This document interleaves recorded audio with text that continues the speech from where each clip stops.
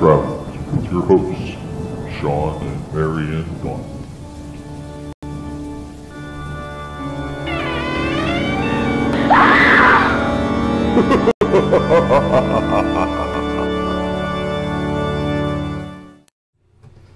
Hello, Parapeeps, and welcome to another episode of Our Haunted Travels. Let's Talk Paranormal Live. I am your host, Sean Donnelly. And I'm your co-host, Marianne Donnelly. Back there's our buddy Boris. There he is. So welcome, welcome, welcome, everyone. See, we got some people in the chat already. Hello, hello, hello. Yes. So while we're getting things rolling and things are getting started up here, everyone, please leave us a message and let us know where you are from.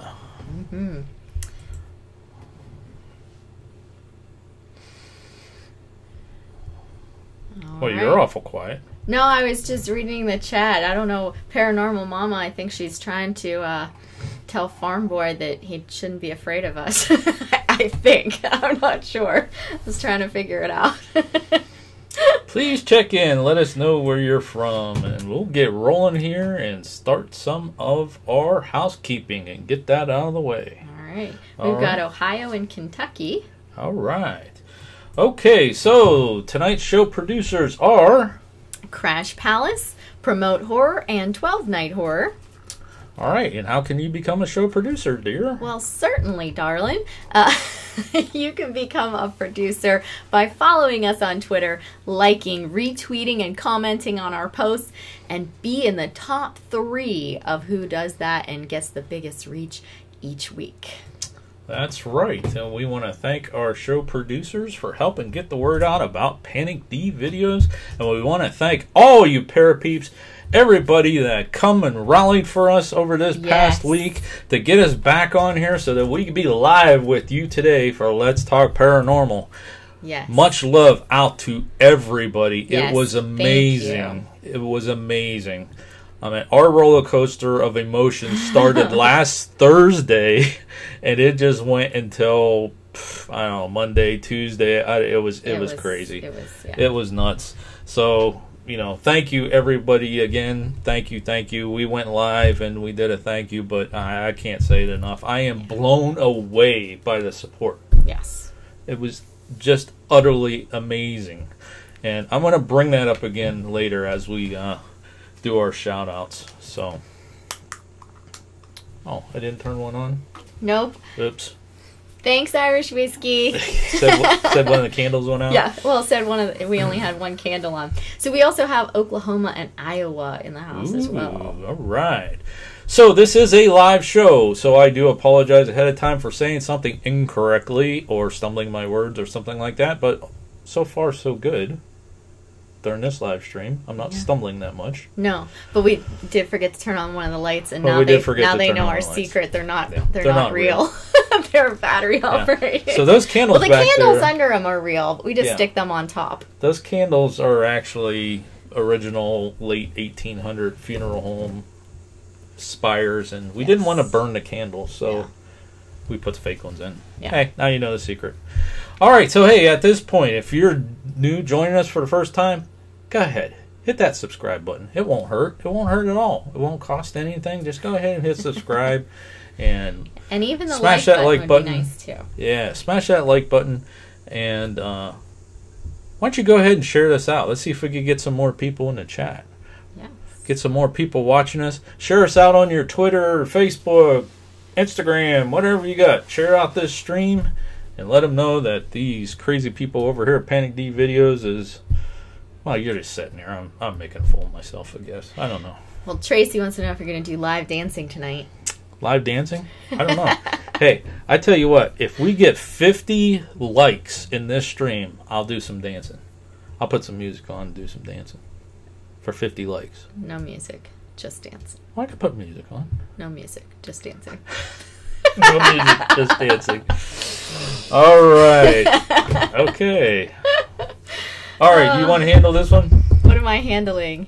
Who we are? Oh, sure, why not? So, Sean and I are husband and wife, and we basically are school employees by day, and then we are the owners of Dark Shadow Ghost Tours, Panic D, Our Haunted Travels, DNSTC Inc., and a whole bunch of others, little tiny side businesses that we play with. Yeah, doithere.net, all kinds of stuff. And basically we go on our free time out to locations that have paranormal claims.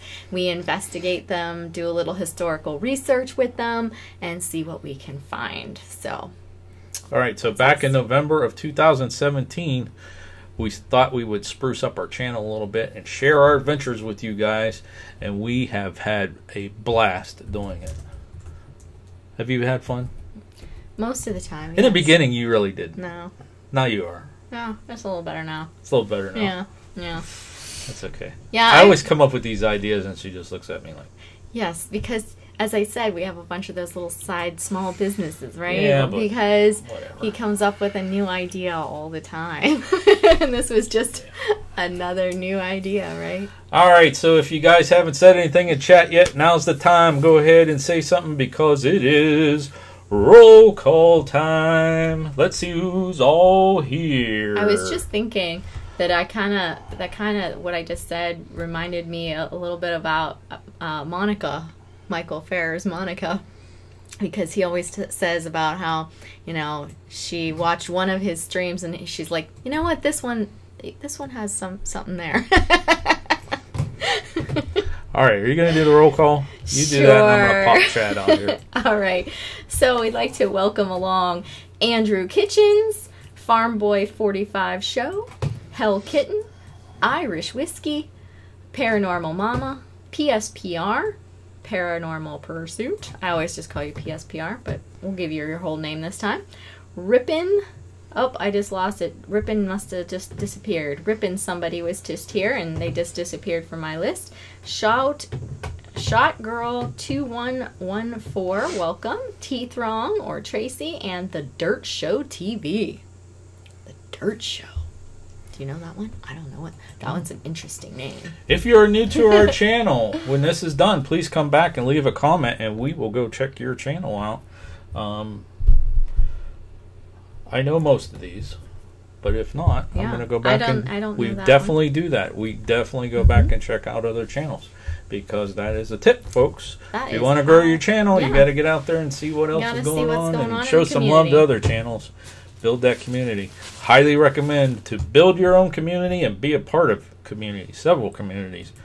Trust me, after what we went through last week, yeah, definitely. Highly recommend that. Yeah. Because if it wasn't for the communities that we are part of and the people that follow us in our community, we would not be here right now. That's right. It would be 90 days. Yep. 90 days. But let's don't dwell on the drama of the past, shall we? Let's just smooth it over. We're here now. Right?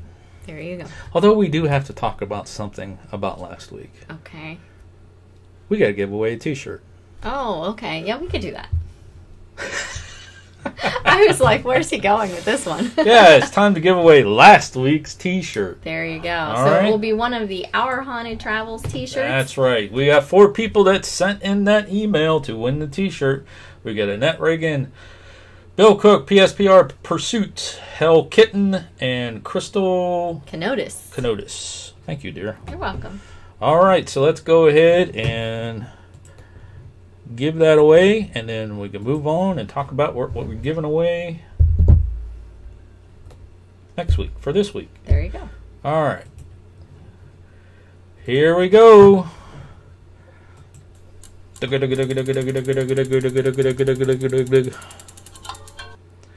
H Kitten. All right. S is short for Hell Kitten. That's in the chat. Yes. The I figured. The digga thing Didn't wouldn't take that word. So. Wow, it didn't like that? Yeah, didn't like that. All right. But anyways, I know we did get an email from you. Not sure if the shirt size and address I'm were in gonna it, but if talk they for a weren't, minute, and I will check and see if we got if the they stuff. weren't, if you would please 'Cause send they're us still that here in chat, information. right? Yes. Okay. Yes. So talk for a minute and let me look. And they said, "Yay, I'm on the list." So they knew that H stood for them. All right. All right. So congratulations to Hell Kitten for winning that. You won the t-shirt this week. And we have James Tamburo who has joined us, so welcome to you as well. Okay, And Hell Kitten, you need to... No, wait a minute. No, you didn't. You need to send us your shirt size and your address so we can make your shirt and get it out to you. Yes. Okay. So we also have Jewish Redneck Preppers in the house. And Hell Kitten says, I'll send it. I think I may have forgotten that part. Yep, I just checked. It wasn't on there. So, but all I right. just want to do that because we are caught up, with the exception of what, 3 Yes. shipments. Yeah. They're gone.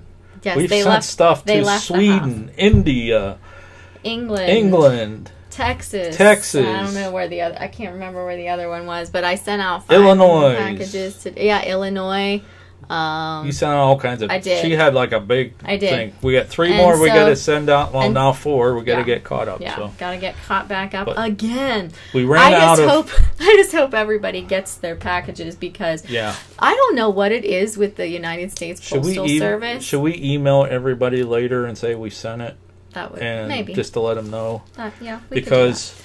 They if they... Well, they would come back, ones right? to- You put return I addresses. put return addresses on them, but like the ones for in country, not a problem. But the ones that we send out to the other countries, your addresses are all different, and how you guys write them is different. And I don't know. Like I took the stuff and I wrote it out, pretty much the way you guys sent it to us, and we looked up online a couple of ways, oh, okay, this one would cross to this next line and so forth. But I didn't know like what the names of the cities were. Like I couldn't tell through the addresses because there's so much information in some of them. And the postal lady, she's like, well, what's the city? I'm like, I don't know. This is their address. I don't know how it is with you guys in your post office, but there's 2 of them that we frequent. One where we live, which is a branch of the Youngstown Post Office, and one where we work, which is the Newton Falls Post Office. And I know they're probably not watching, but they're not happy people at all. Yeah. So Mary Ann takes care of that. I don't go in there because when somebody's doing their job and they're not happy, that kind of gets me a little bit unhappy. And I say certain things that eventually either she tells me to leave and go sit in the car or I get kicked out because it's your job. It's like Mary Ann come home. It's like, oh man, them people, they're just like, I'm like, okay, so where do you go to for advice on postal addresses? You would think the post office, but they're cranky and they don't want to deal with you. So, but I digress. And thank goodness, like our T-shirts and books and the things we send out are small because there's a window and it's this big and there's a big sign that says if your package doesn't fit through this hole, I can't accept it. I'm like, so you can't ship big packages either. Check. Got it. Hey, let's talk about Parapeeps for a second. Because our next thing is we're going to get caught up on Parapeep certificates. And we got a lot of new people in the room here. Let's talk about certified Parapeeps, shall we? All right. Sounds good. All right, because I want to make a video here once we hit our monetization with all the certificates. Okay? Okay. Now, what does it mean to become a certified Parapeep? You are here right now watching us. You are a Parapeep. We appreciate it. Thank you very much. But every week we go live on Let's Talk Paranormal. We're going to give something away. And in order to enter to win something, you just basically subscribe to our channel, hit the bell, like a video, comment on something, and tell a friend. But if you go ahead and do that now and send us proof to our email, which I'll show you here in a second, we're going to send you back a certificate. So, now that I said all that, let me show the screens. So basically, once again, you subscribe to our channel, you hit the bell, like a video, leave a comment, tell a friend about us. That'd be nice. That's when you share it out, you tell a friend. You email proof of that to PANICdVideos@gmail.com, which is our email address.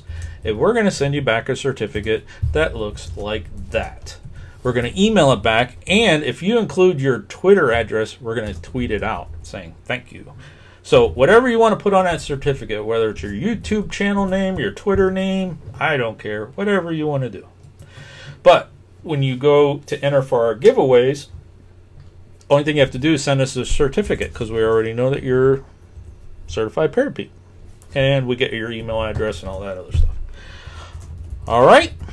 So now that I went over that, I could switch screens and I could put up this one.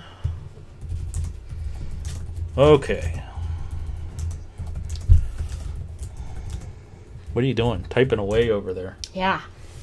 Lots of info in the chat. So Tracy said that she has wanted our book since she found out we had it, and she was going to put it on her Christmas list. So now she gets to have it early. So it's like Christmas early, you know? Well, I can't guarantee. But it'd be nice to have another book done for Christmas. Yeah, it's not going to happen. That's not going to happen. I very well might have a second edition of the coloring book done by then, but he will definitely not have a book done by then. No. Not unless he gets super sick and spends a week on the couch. I don't know. It might happen. It's the editing part. That first book that we put out took 3 years. Yeah. It was written in a matter of, I don't know. Yeah, and then you went back to it and you changed the format, didn't like it, that kind of stuff. And then we got it edited by someone, and then I looked at it, I'm like, are you kidding me right now? So then I went back through it again and made changes and re-edited it, and I am not an English teacher. Let's just put it that way. I am a science teacher. So if anybody out there would like to be an editor, let us know. Yeah, I'm not a great editor either because I write stuff the way I'm thinking, like I write it, and I could just write all kinds of stuff. But when it comes to certain, whether it's the correct word or what I'm saying is down on paper correctly or something like that, and then, yeah, I can't go back over and edit my stuff very well. So, writing scripts for Boris to read, yeah, those take some time. Because he goes to read them, and is like, what's this say? Wait a minute. Yeah. All right. Hey, what are we giving away this week? What are we giving away this week? Let's tell them. All right. So if you saw our videos from Gettysburg, you may have noticed I was walking around with a fancy Parapeat backpack. So this week we're going to go ahead and give away one of our drawstring, our Haunted Travels cinch sacks. So you can maybe someday get a Boris and put Boris in your backpack and take a walk. So here's how you get entered to win it. Just like I said before, send us proof. And if you enter for the first time and you're just doing that, you're automatically going to become a Parapeat. But same kind of stuff. Send us proof that you subscribed. And hit that bell for notifications to PANICdVideos@gmail.com. This week for the backpack, it is #019. #019. But here's the thing, folks. It's almost school time, too. Yeah. Even if you are a certified Parapeat and you're watching our show right now, or you're catching the replay, because we got an entry in today. Actually, somebody copped the replay. Yes. It doesn't matter. Mm-hmm. You still got to send us that email to get into the entry. That's right. Yes. And make sure that you put that subject for this one, #019, because at the end of the week on Saturdays, before the show, Sean pulls up that email in the morning and he looks for that subject. And that's pretty much all he does. So if you don't put that in, he doesn't catch it. Yes. And it has to be an email. Not on Twitter, not on Facebook, not on whatever. Just shoot us an email, and that'll enter you to win it. And the reason why we're sticking to that is because that is what is down in the description for the rules. It says you got to send an email, and we're sticking to the rules. We're following all the community guidelines. Did you hear me, YouTube? All of the community guidelines to a T. The best that we can. So there's a little tip, folks. If you're going to do a giveaway on your channel, you have to have the rules in the description. So look into that. You can actually search on YouTube how to do a giveaway, and that's what they say, is you have to have the rules in the description or a link to the rules, which what we may be changing once we become partner verified. We might be putting that out on our webpage and linking to it, because our description is huge and it's getting to the point where I can't add more stuff to it because you only got 5,000 characters. So, just a little tip. If you don't have the rules, the video could get flagged for a community strike and you lose your live stream for 90 days. Mm-hmm. But we don't want that to happen. So don't want that to happen. We're good to go. All right, let's talk about the big giveaway. Where are we at? All right, where are we at? All right, are we getting close? We're getting closer. we're getting even closer and closer and closer, and this is because of you guys, because you guys are watching our videos and you're commenting, you're giving us the watch time, and you're coming on our live streams, and you're helping us out tremendously. Here's where we're at. We have, and I think we're a little over 1289. I did this morning. I think we got a couple more subscribers. And that's awesome. after YouTube purged a couple of our ones. We lost 10 the one day. This week we lost 10. Yeah. We just took them away. But the hours. So we said once we hit the 1,000 subs and the 4,000 hours, we're going to do a huge giveaway. It'd probably just be a whole show just giving stuff away. Oh my. We're going to be doing T-shirts and backpacks and travel boards and books and also a $50 or more Amazon card.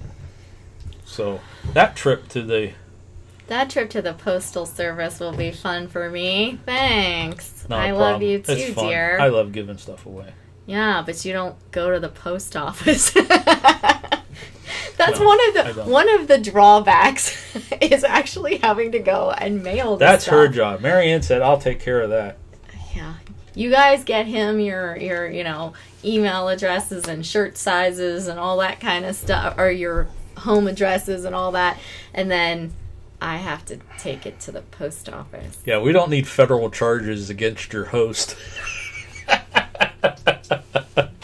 Which could happen if I just go off on them. But yeah, the Postal Service had their issues years ago. They've been pretty quiet lately. Yeah. Let's keep it kind of all right, so if you want to win that backpack, please make sure you shoot us an email. Yes.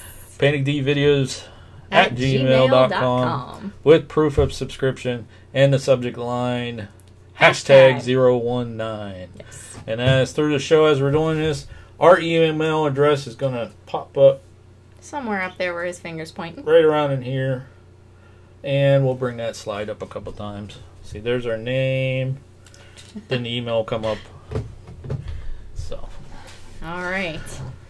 All right. So, are you ready? There was somebody who said that they sent, let me see, where was it? They sent something in the mail. There we go. A bag of grits and a menorah. They sent it to Ireland, and it cost $90. Yeah, it's it's overseas not cheap shipping to do is overseas. Yeah, it's not cheap, but actually anywhere out of country, because it was just as expensive to send stuff to Canada when we sent the stuff up there. It was. Yeah. But that's why we sent them a huge box, because it cuts down, yeah, because it if you don't cuts have down. to send it cuts as down often. combined. and that's another thing too, is like okay, so we sent, I don't know, is Sid Hart there? No, he hasn't said hello. He Hasn't may said or may hello. not be. We kind of held up to see if there was multiple things to Yeah. send, so Yeah. we packaged them And together. Mona, kinda the same saved. thing. We sent Yeah. a couple Yeah. things to Mona today that she has won. Yeah, because it's not cheap. Trying. Actually, we had that discussion earlier before the show about the cost of it, and since we do have a corporation, it's going to be a write-off, and she was kind of like freaking out, but we can't write that off as advertisement, so we got to keep track of the postage. But are you ready for your segment? Sure. All right, let's see if we crash here. So hey, it is time, folks, for Marianne's eBay update.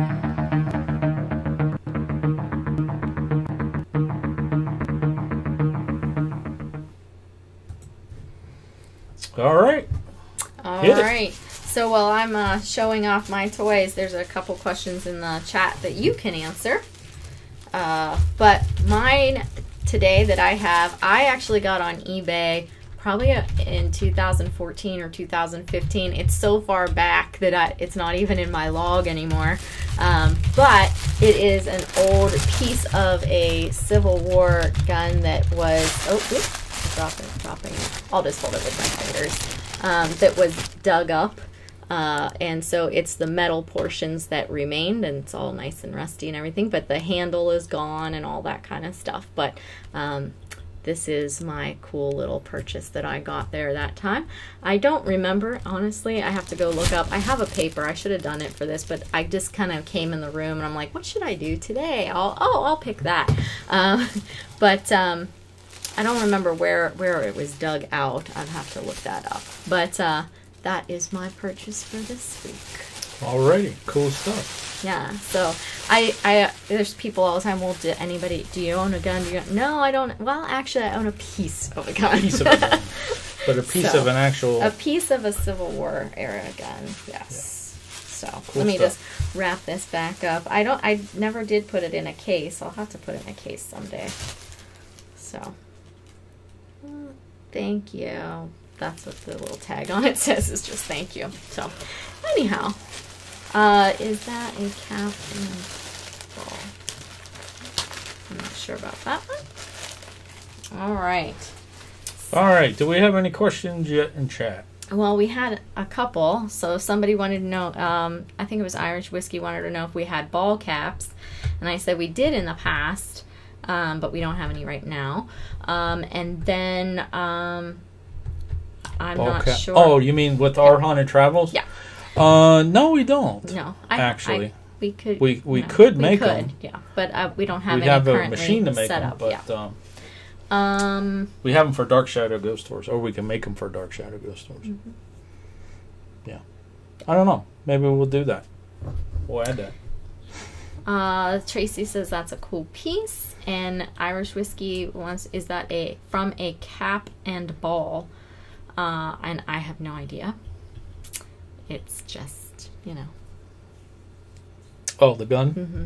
Probably. I would think it's probably from a ball, but I'm not sure. Greetings from Louisiana. Steph Opal's here. And what else was there? I thought there was something else. Don't remember. Did you take care of Paranormal Mama's question? Yes, I did. Yes. Okay. Okay, scroll down All on right. that just a hair bit. Scroll down on that? No, your screen. Because I want to see. Thank you.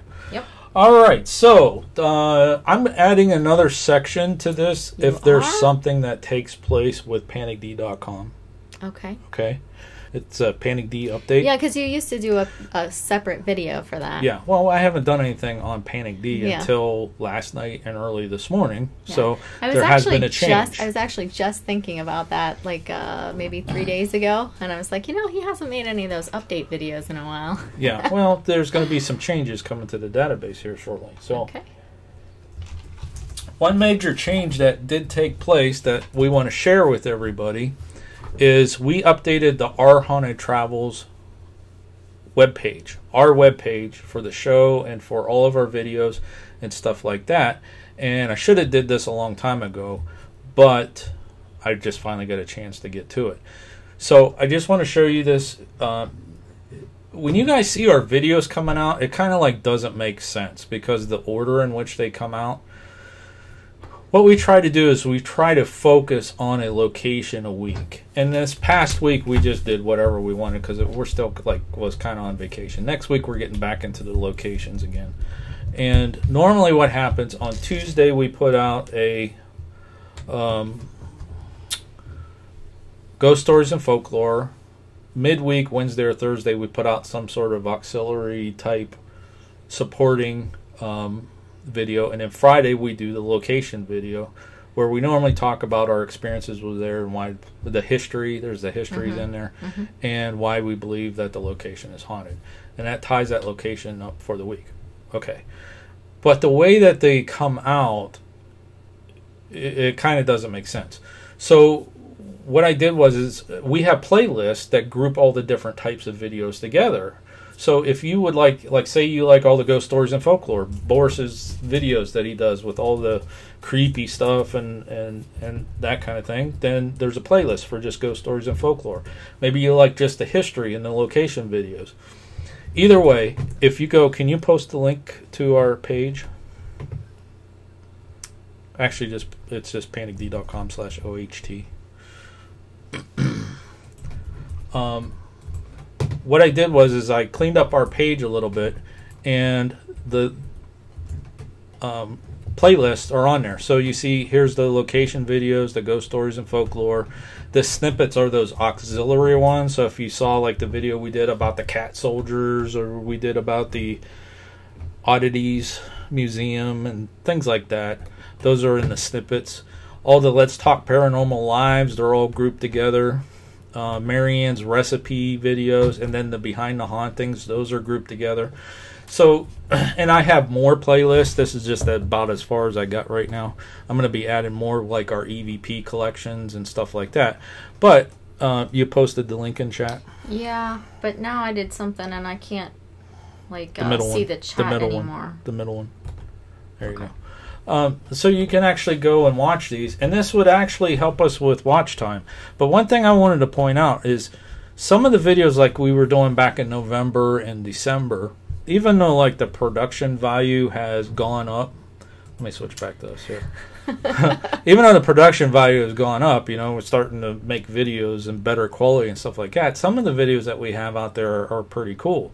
Like we have the one out there, it would be under the snippets. If you go back, you could see the bullet that killed Lincoln, that video. It has pictures of the autopsy stuff and the actual bullet that when they did the autopsy on Abraham Lincoln, they pulled out. That video is out there.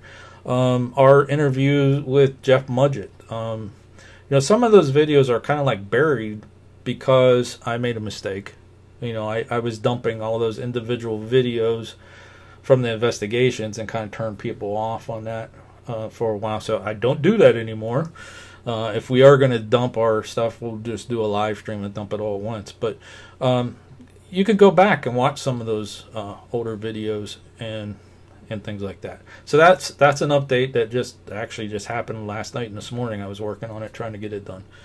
All right, so that is a Panic D update. Yeah. Another one, too, off of that page, we keep saying that we've been to, you know, over 200 different locations. Actually, it is documented what locations we've been to. So one of the links right here where it says Visited Location Index will bring up this page, and this is all of the locations in the PANICd database. Now, I am going to work on this a little bit more. That we've been to. Yeah, thank you. I am going to work on this a little bit more because it does take a little bit of time to load, so I need to break it up so it only does so many per page. But one thing I wanted to show you is the videos that are related to a location. Like here's Captain Tony's. This will take you to the PANICd page. If you click on that, where you could see, you know, Captain Tony, and if you saw this video, you saw the page and stuff in the video, and all the histories here and the links that we use for the research. But on this page here, these are the associated videos that we made for that location. And I'm a little bit behind on this, so this is some of the updates I'm going to have to do soon, because we did Casa, how do you say that? Casarina. Yeah, which this is the Versace mansion. We did do that video.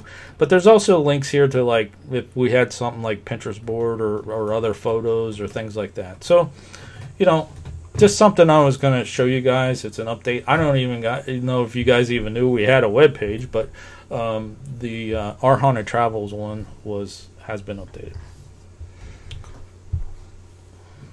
Oh, got to go back to us. Yes. Okay. So they're saying to watch Lincoln the Zombie Hunter. It's a funny movie. And I said, oh my gosh, Sean loves that movie.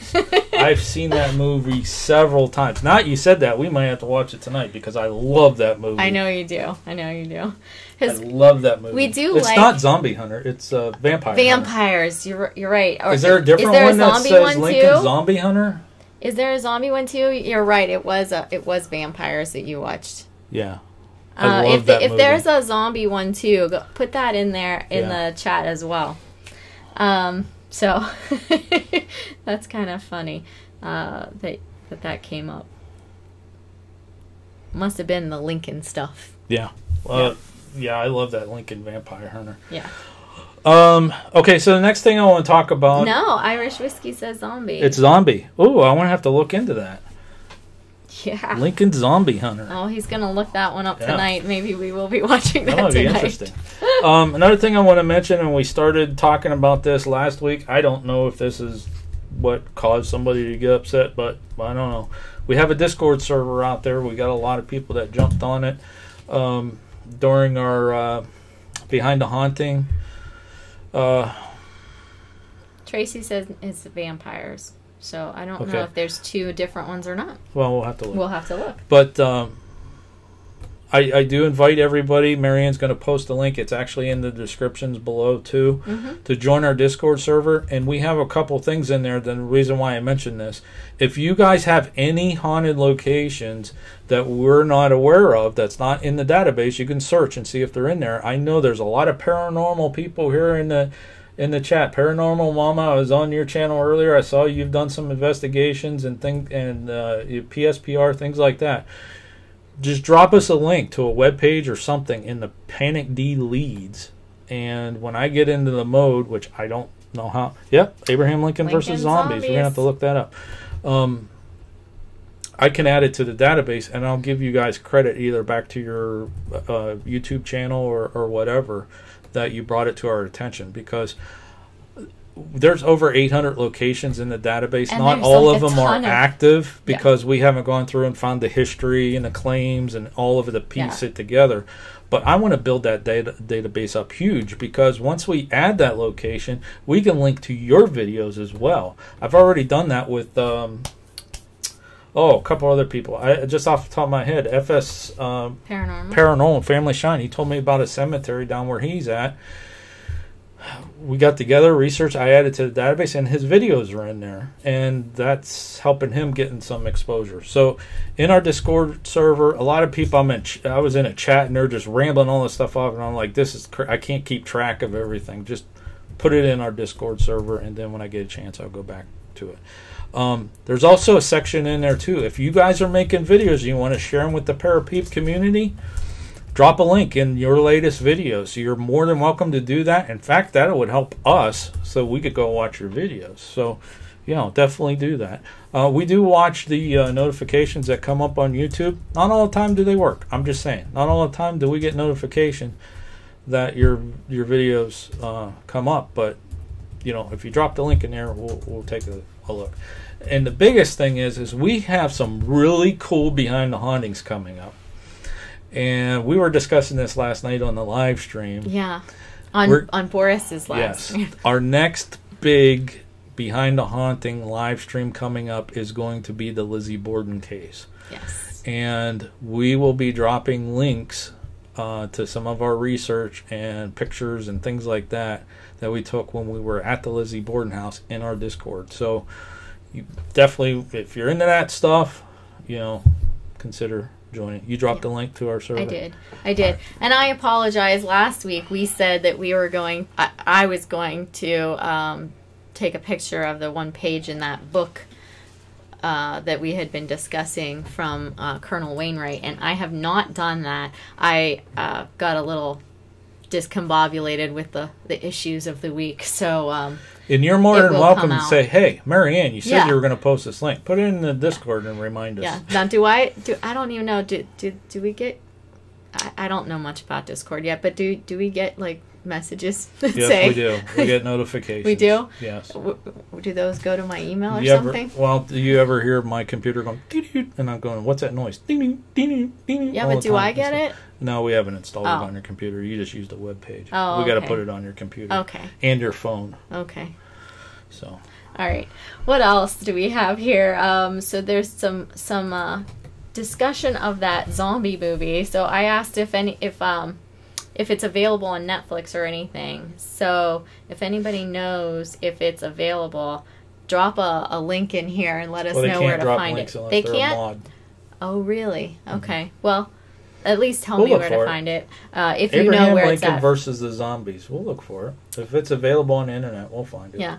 And they're looking forward to the Lizzie series. We're going to do 2 weeks on Lizzie Borden. 2 weeks. One of them, we're going to be doing a collab. We already got that set up with Crypt 6. Actually, we got to work out the details.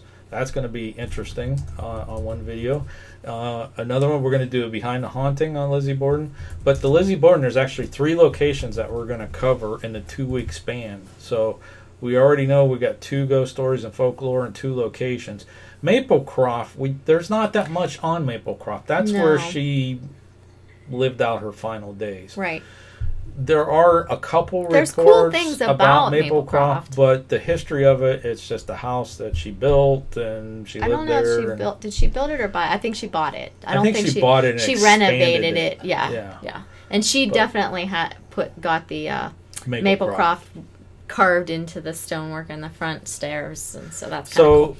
And we already have a video done out there, a couple of videos, Lizzie Borden videos already out there. But see, that's the thing, though. Like, you guys probably don't know, especially if you've joined us. Like, Tracy, you joined us, like, after we got started. You probably didn't even know that there was a Lizzie video out there. We did one from the cemetery. So, somehow we're going to rejuvenate those and bring it back when we cover Lizzie for those 2 weeks. So that's going to be cool. So Gator the Legend has joined us. Gator the Legend, hello, nice my friend. You. Welcome, welcome, welcome. And Paranormal Mama thanked you for the information about the rules. So that she anytime. has that. And Steph Opal said something about vampires. I'm not sure what that was about. Beware who enter.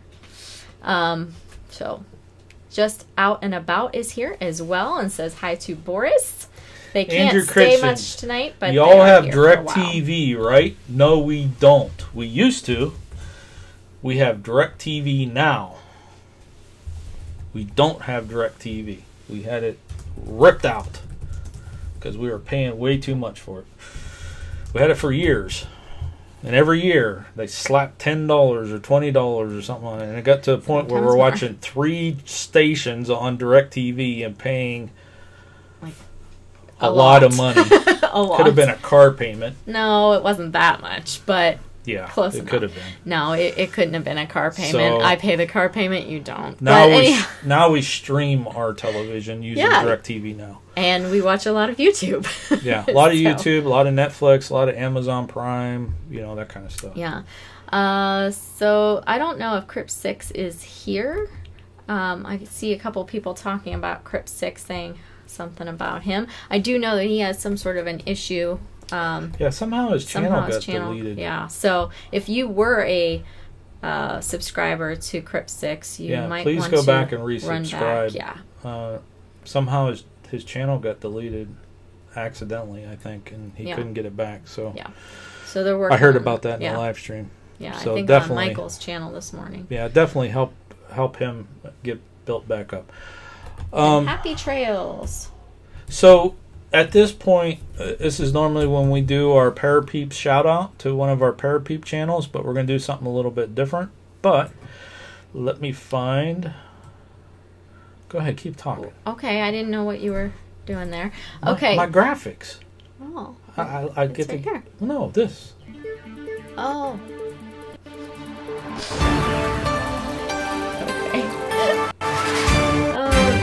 Okay. He's getting really excited about his little graphics. Well, if you remember the week that I made those, we were having OBS issues. We were. And I couldn't play the graphics. And I was up that night before making them, and I couldn't play them. Yeah. But yeah, so Paranormal Mama says that she's cut the cord to Netflix, etc. Or cut the cord and do Netflix, etc. So yeah, that's pretty much what we do too. We're not home enough to watch the television. All right, so this week's shout out, what we're going to do is we're going to offer it's more congratulations to 3 different channels. Yes. 3 different channels that we're going to congratulate, and all 3 of these are Parapeeps. Yeah. So PSPR Paranormal Pursuit hit 1,000 subscribers this past week. Congratulations. And I know he's well past that. He's like a rocket. He's going to blow past us any minute. Mm-hmm. Michael Farrah Jr., he hit 800 this past week. And he's past that too. He's rocketing. Yeah, and he had to sing for that. Yeah, he had to sing for it. And this was the tweet I asked you if you got this Paranormal Mama. I think I got your name spelled wrong. Yep, I do. It should be MOMMA. That just hit 500. Was actually hopped on her live stream earlier. I saw anytime I see, I try to hit as many live streams and videos as I can. Marianne's starting to help. and I need to train her a little bit more to help out a little bit so we could get out there. But anytime I see celebrating this or doing something like that, I try to get on and say, you know, hey, congratulations, that's great stuff, because we know how hard it is. We know how hard it is to grow, and those are great milestones to hit. PSPR Paranormal, his site, he does investigation videos. They are awesome. I mean, he goes into the full investigation part of it, and if you're really into paranormal investigation stuff, you definitely want to go out and check out his channel.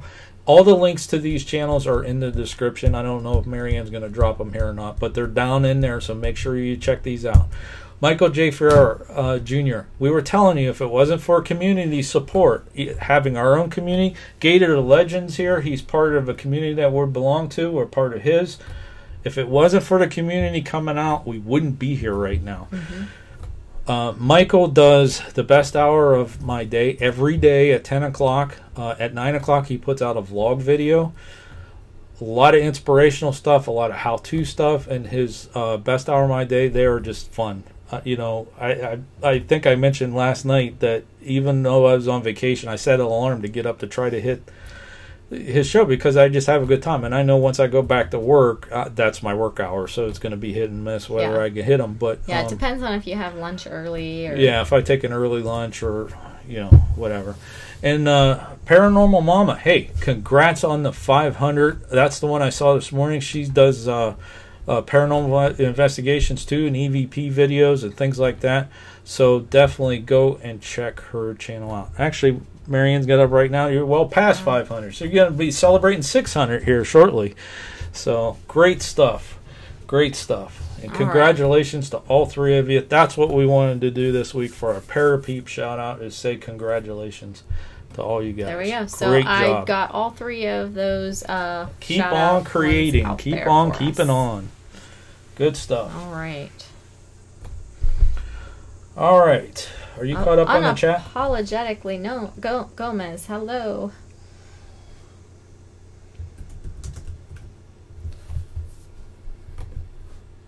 All right. And Happy Trails. I don't know if you heard me say Happy Trails. Hiking was here. Hello, Happy Trails. Hello. So they are here. Nice to see you guys. All right. And down please. Scroll down a little bit. Thank Okay. you. Yes, dear. All right. So again, guys, if you want to win that, if you want to show them that drawstring, because we've got new people coming in. Sure. You guys want to win this next week? The backpack. Yep, we're giving that away for this week's show. Just in time for school, too. Yep, all you got to do is send proof that you subscribe and hit the bell to our channel. Shoot that over to PANICdVideos@gmail.com with the subject #019. And we'll put you in the hopper. And we may pull your name and we'll send it out to you. All right. All righty. Sounds good. All right. Wow, that's a lot of housekeeping stuff. 47 minutes worth of housekeeping stuff. I know. Oh, well. Such is life. Such is life. So let's get on to the topic of today's Let's Talk Paranormal. All right. This is paranormal. Before we get to that. See, this is why it took 47 minutes, because you keep stopping me. But well, yeah, but before we get to that, I know that Who Wrote Ghostbusters is your thing for today, but we did have a question early on in the stream. I asked you if we had questions. Yell them out. Okay. But the question was that they went to and they found a bunch of tombstones around. In a semicircle around a tree today, and they were inquiring if anyone knows anything about what that means, or anything like that. I'm going to tell you what it probably means. Most likely, is they planted a tree on the family plot. I mean, there's really probably not much to that. I did have a presentation, and we were going to do that. We may do it at a Let's Talk Paranormal or something like that, but it's all based on cemetery and graveyards and what different symbols on gravestones mean and things like that. Mm-hmm. We did do that, a live presentation at a seminar at one time, and we have the PowerPoint or something somewhere. But that was one of the things, and I remember that question exactly that came up, and we actually did look that up, and there's really no meaning like behind why you would put a tree. But in most cases, like in a family plot, like for decorative reasons, they would plant a tree of life, you know, and it just got overgrown and somebody wasn't taking care of it or something like that. Probably no type of, you know, I could be wrong. That would be a good question for, and she's not here. I won't bring her name up because I don't know if she would know the answer to that, but that would be a good question for her. But that's a good question though. Okay. And I remember that in the seminar, and we went and looked it up, and I couldn't find any like meaning behind it, but it was like, you know, family plots, tree of life, that kind of thing. Okay. Family Irish tree. Whiskey says that it was not all family at that particular location. Not all family, so but were they related? Maybe 100 graves. Oh, and it was in the center of the grave. Oh, that's kind of interesting. I think he said it was a semicircle around it. Kind of reminds me of the Gettysburg Soldiers National Cemetery, where everything's in a semicircle to the Soldiers National Monument. Yeah. But that's interesting. That's interesting. So if anybody out there knows anything or has any other ideas, smash the like button with the Boris head. Poor Boris. Please let us know. Oh, and cool. Unapologetically wants to know what's the scariest place that Panic D, our haunted travels, has ever been. The scariest place? Well, we don't really get scared anymore, but the most... Except in basements. I get scared in basements she gets scared all the time. Basements. The most... The situation that was scary, it's the same story we tell all the time when somebody asks us that, even on interviews, is the Mansfield prison when we took 50 people there, and the one lady who actually won tickets to go with us on the ghost hunt, never been ghost hunting before, she freaked out in the dark up on the 3rd tier. She felt like somebody was pulling her in one of the jail cells, and we had to get her down. So it was more of like a harrowing, I don't know if that's the right word, but more of a stressful situation than it was scary, because we go looking for that stuff, so it's not like we're scared. That's what we're looking for.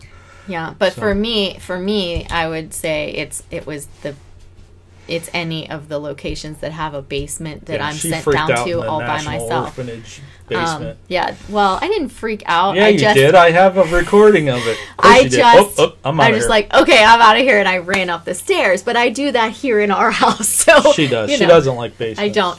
And then over at Hillview Manor, I walked through the whole building in the dark all by myself, putting out stuff, and I just couldn't go in the basement. So it's for me, anything with a basement. She don't like to be in basements by herself. Yeah. But if I'm with somebody else, I'm with at least one other person, I'm totally fine. So I'll tell you guys the story about the orphanage. We were kind of wait till we covered the orphanage, but we'll repeat ourselves. It doesn't matter. We investigated that national orphanage in Gettysburg in 2015. And we have trail cams. Yes. That sometimes we'll put out, like if we're in one area of a building, we'll put a trail cam out in another area, because sometimes, like, you guys are investigators, you'll relate to this. You might be somewhere investigating and you hear something somewhere else. So the reason why we put out the trail cams is to see if it catches whatever that noise would be, whether because we try to debunk a lot. Yeah. We take the scientific approach, whether it's an animal or something that's in the location. Anyways. So we were at the orphanage, and we investigated the basement, and it was like activity going on like crazy, all kinds of stuff. And we moved upstairs to another area where there were reports, and we left a trail cam down in the basement just in case it would pick something up. Well, we're getting ready to leave, because that night we did the orphanage and Jenny Wade. Correct. So we're getting ready to leave, and I figure, do I have everything? I'm like, oh, I forgot the trail cam down in the basement. And I said, I've lost a lot of weight, folks. I used to be very big dude. I haven't weighed myself lately, but probably close to 60 pounds I've lost. Back then, I was pretty big, so stairs were hard for me to go up and down. So I said, hey, Mayor, can you just run down and grab that camera? and I forgot her fear of basements, and she had her recorder, so she goes down, she's recording, she goes down to grab the trail cam, and you hear something in the corner, you know, In and the she far goes, corner, what? yeah. Oh, what was it? Oh, I'm out of here. Boom. And she grabbed it and took off. So there was something down there with her and freaked her out. Yeah. We had a big laugh with that, but did you pee yourself? Probably came close. No, but I was not staying down there by myself. I have a fear of basements. Yeah. So she used to have a recurring dream when she was a kid about basements. Yes. It really freaked her out. Yeah, it really did. Yeah. So, unapologetically, we will have to get in touch with you. Unapologetic Gnomes, can I just ask you this? We would love to do an interview. We're always, available.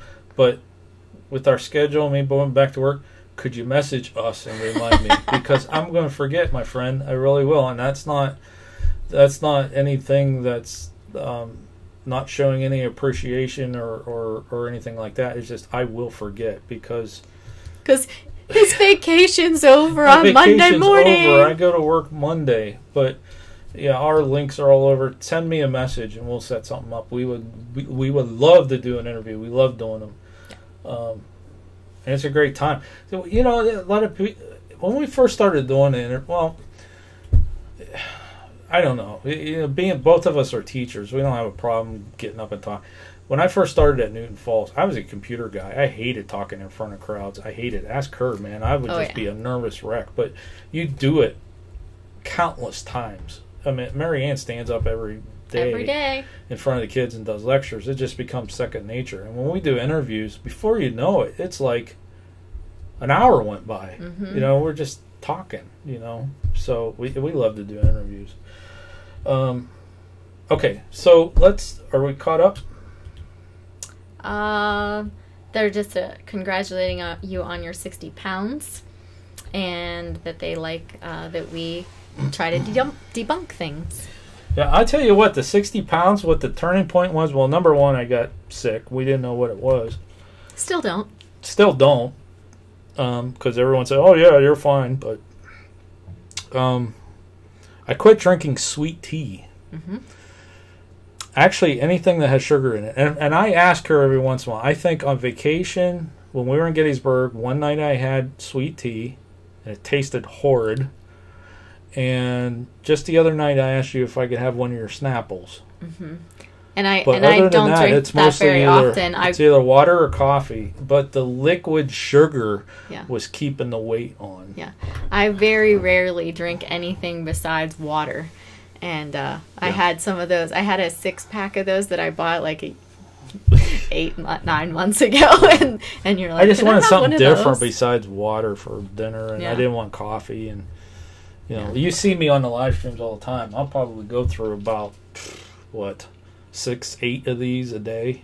At least. Easy. At least, yeah. We actually broke our ice machine, so I have a counter ice machine to keep ice made. But all right, so let's talk about what the show's about. All right. Okay. Yep. All right, so we did the Ghostbusters trivia. Some of it. We still have more questions. Yeah, we still have more. Time. But we found some stuff when we were looking in the trivia, and I didn't know about this until we found it, and you guys probably never heard of this either. And actually, I forgot to check something. We put a poll out on Twitter. Let me see if I can find it. I forgot to look at the results. Can you talk there for a minute?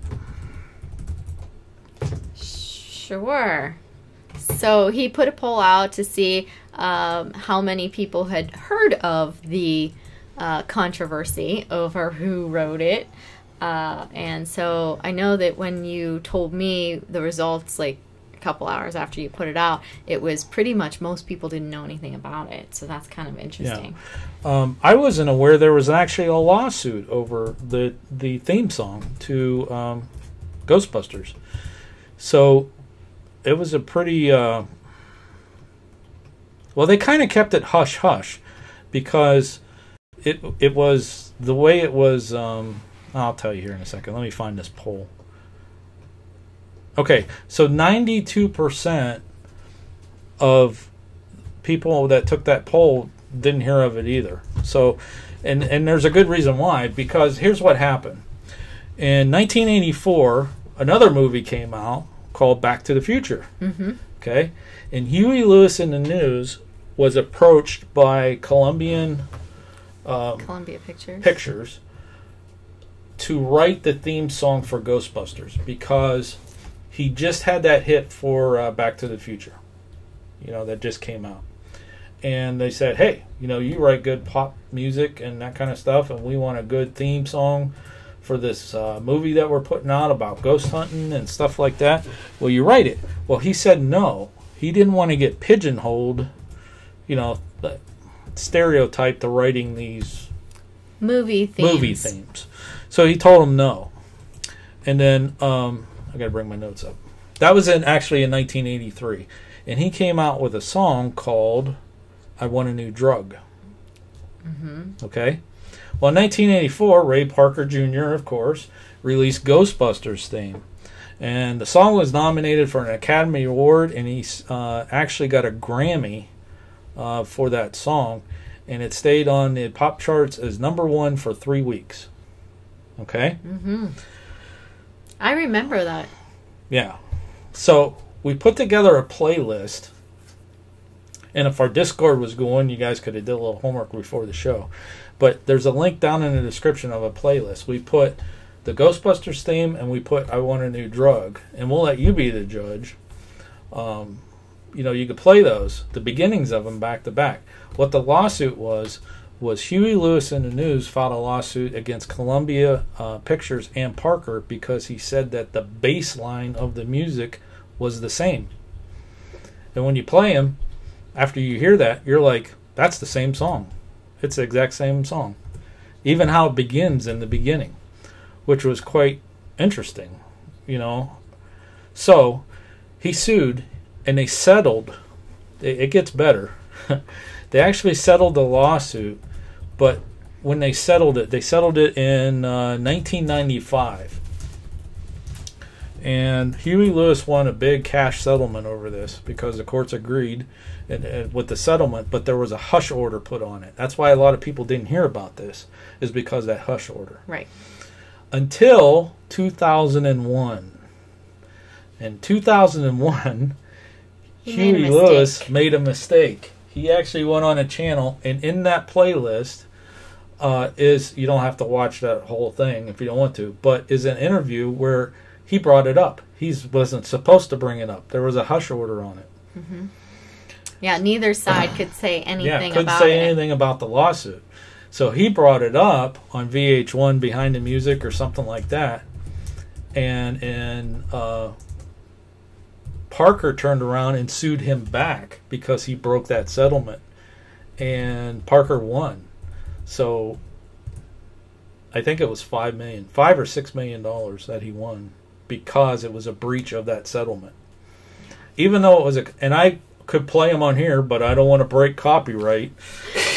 So you can just watch them yourself. Yeah, you can watch them in that playlist, and you could judge for yourself. Now, it gets better because we found an article, and in that playlist, in the description of the playlist, we put a link to an article that was written by Rolling Stones that said neither one of them wrote it. Even I Want a New Drug is actually a ripoff from the 1970 line in pop music.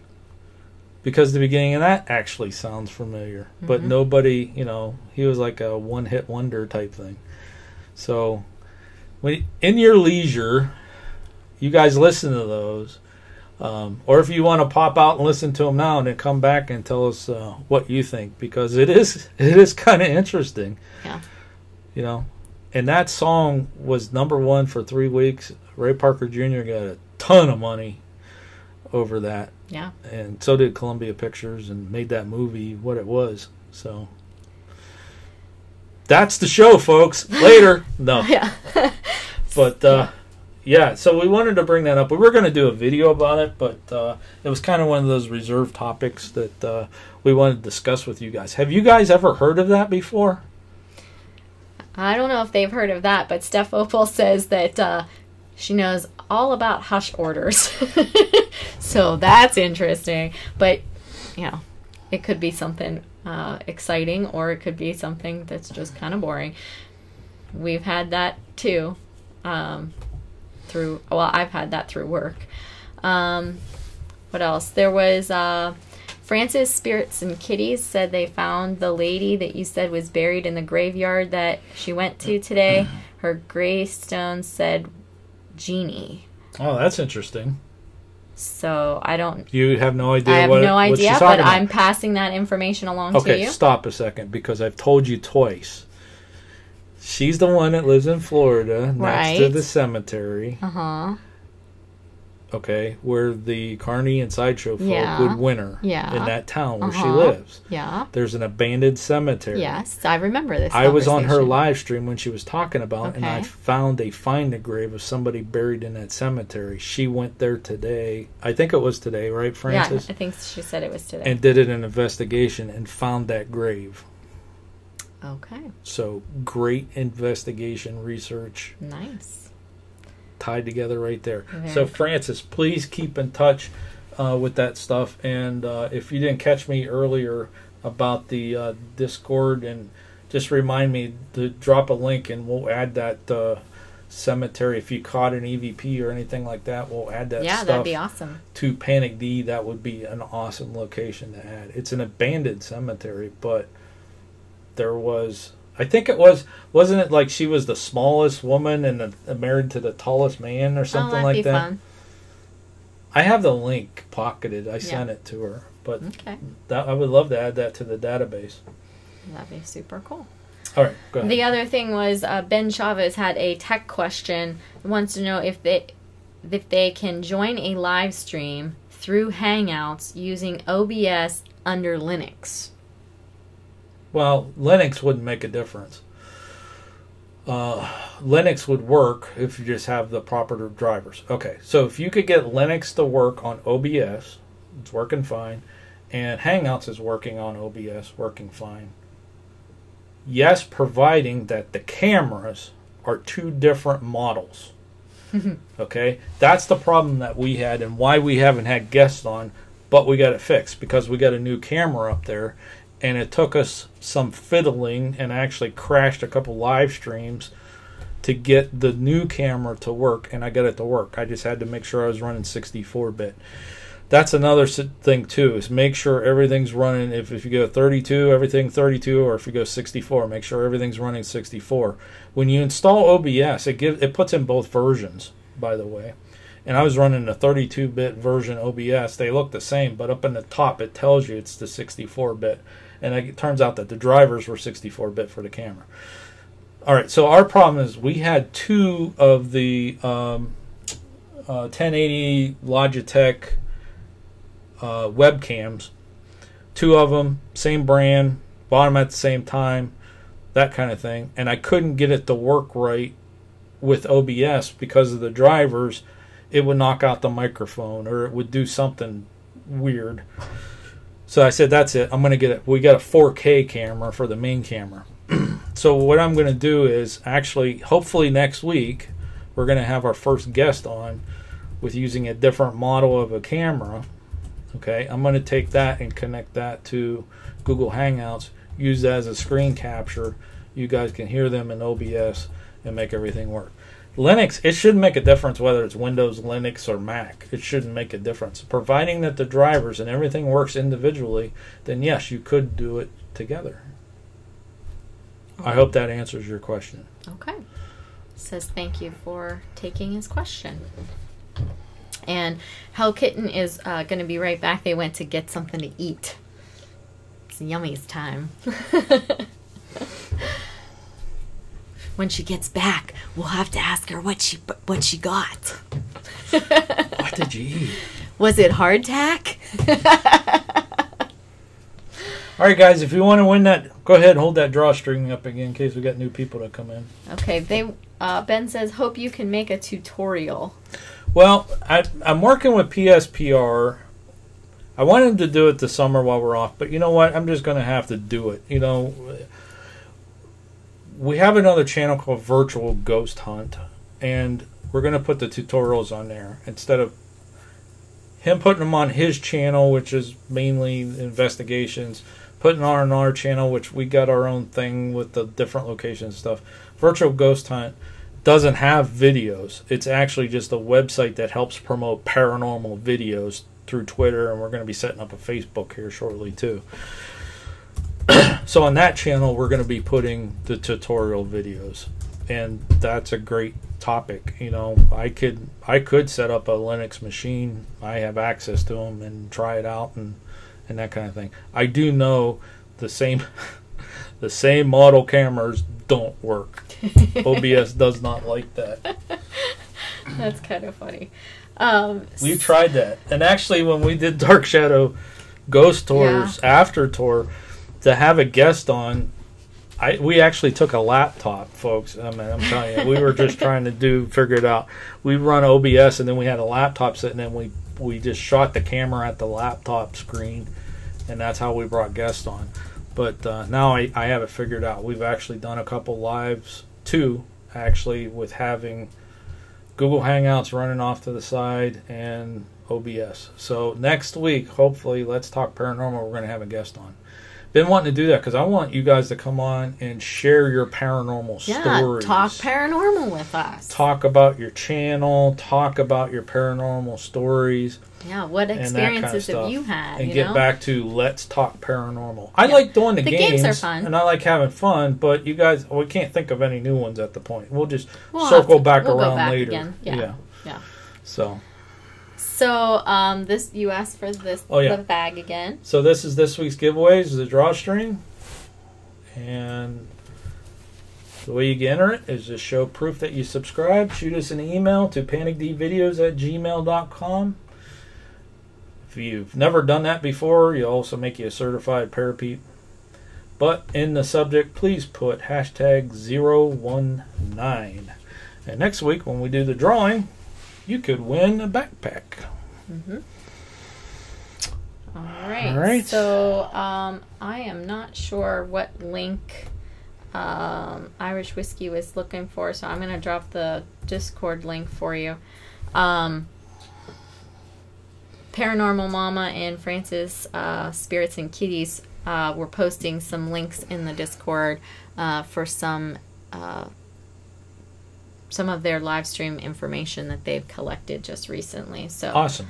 In our Discord? Yes. Awesome. Yes. That's awesome. So they were saying that they had some stuff from the investigations, and she caught some really cool stuff. Paranormal Mama, I don't mind at all. Let's use that Discord. That's a great way for us to keep in touch with each other when we're not live. You know, it helps me know that somebody's going live and I can hop on their live stream if I'm not sitting at work just serving my time. Monday. But I could say, hey, cover the phones. I got to go out to my car for 15-20 minutes. I need a break. Yeah, that doesn't happen. I know it doesn't. He doesn't even leave his desk for work. I might have a new attitude. At work for lunch. I might have a new attitude going back to work this year. I think I'm going to be taking a lunch and taking breaks. I normally, that's what I do. I go and I sit down at 7:30 in the morning, and I'm there until it's time to go home. I don't even leave for lunch. We eat there at the desk. She comes down with me. I don't take a break. It's just nonstop. I come down on my lunch break to have lunch with him. And I think it's, at age 50, which is coming up the end of the month, I think it's time I could say, I'm taking a break. I want a lunch. I want a lunch. I'm leaving for lunch, boss. We'll see how they don't mind. They don't mind. That's just my work ethic. They don't care. It's not work. It's me. Because I just want, I dive into a project and I just want to get it done. But Barrel Boy Woods says hello. So welcome. Steph McGee Opal. Films is here. I saw you mention something a little while ago and I didn't quite get to say hello. So thanks for saying hello again. With the thumbs up there. Y'all know about my house in NOLA. Yeah, you did. I did hear you say that to us a couple times. Sometime you're going to have to be one of our guests. Yeah, I would like to hear your story. So we're working on hopefully, depends on their travel plans, but we might have a guest. We can't say who? No, because if it doesn't work out, that person is available. Okay. So if we can't get that person Yeah. next week, then And maybe we'll the do something following. else. Yeah. But So let's see here. Rush. Hi, Irish. Okay. Let's see here. What else? I think we're kind of caught up here. So, did any? I know everybody basically said they didn't know anything about the song issue for today. For the Ghostbusters I wish I could theme just play song. them on here, but I know I get. But I flagged don't for know if copyright. you guys have looked at the songs since then, or Did you since- post the playlist in the? I did. You did. I did. Only thing you have to do is play like the first 15, 20 seconds of each one of them, and you're going to say, "Yep, they sound the same." Yeah. So anyhow, I was just wondering if anybody had actually taken a look at that playlist or looked up those songs since you heard about it, whether it was in the Twitter when we posted it on the Twitter or in our live stream a couple weeks ago when we were doing the Ghostbusters stuff, or today, and what you guys thought about that. Definitely, when we're done with the live stream, go out, do that, and then drop your thoughts in the comments. That would be fantastic. Song or movie, that is the song, the Ghostbusters song, That's the the theme song to the original Ghostbusters that came out in '84. Yes. Yeah, the original I'd one. sing it, but we don't have 50 thumbs up. We only got 22. If we had 50 thumbs up, I would sing it and dance, but we don't. Sorry, Tracy.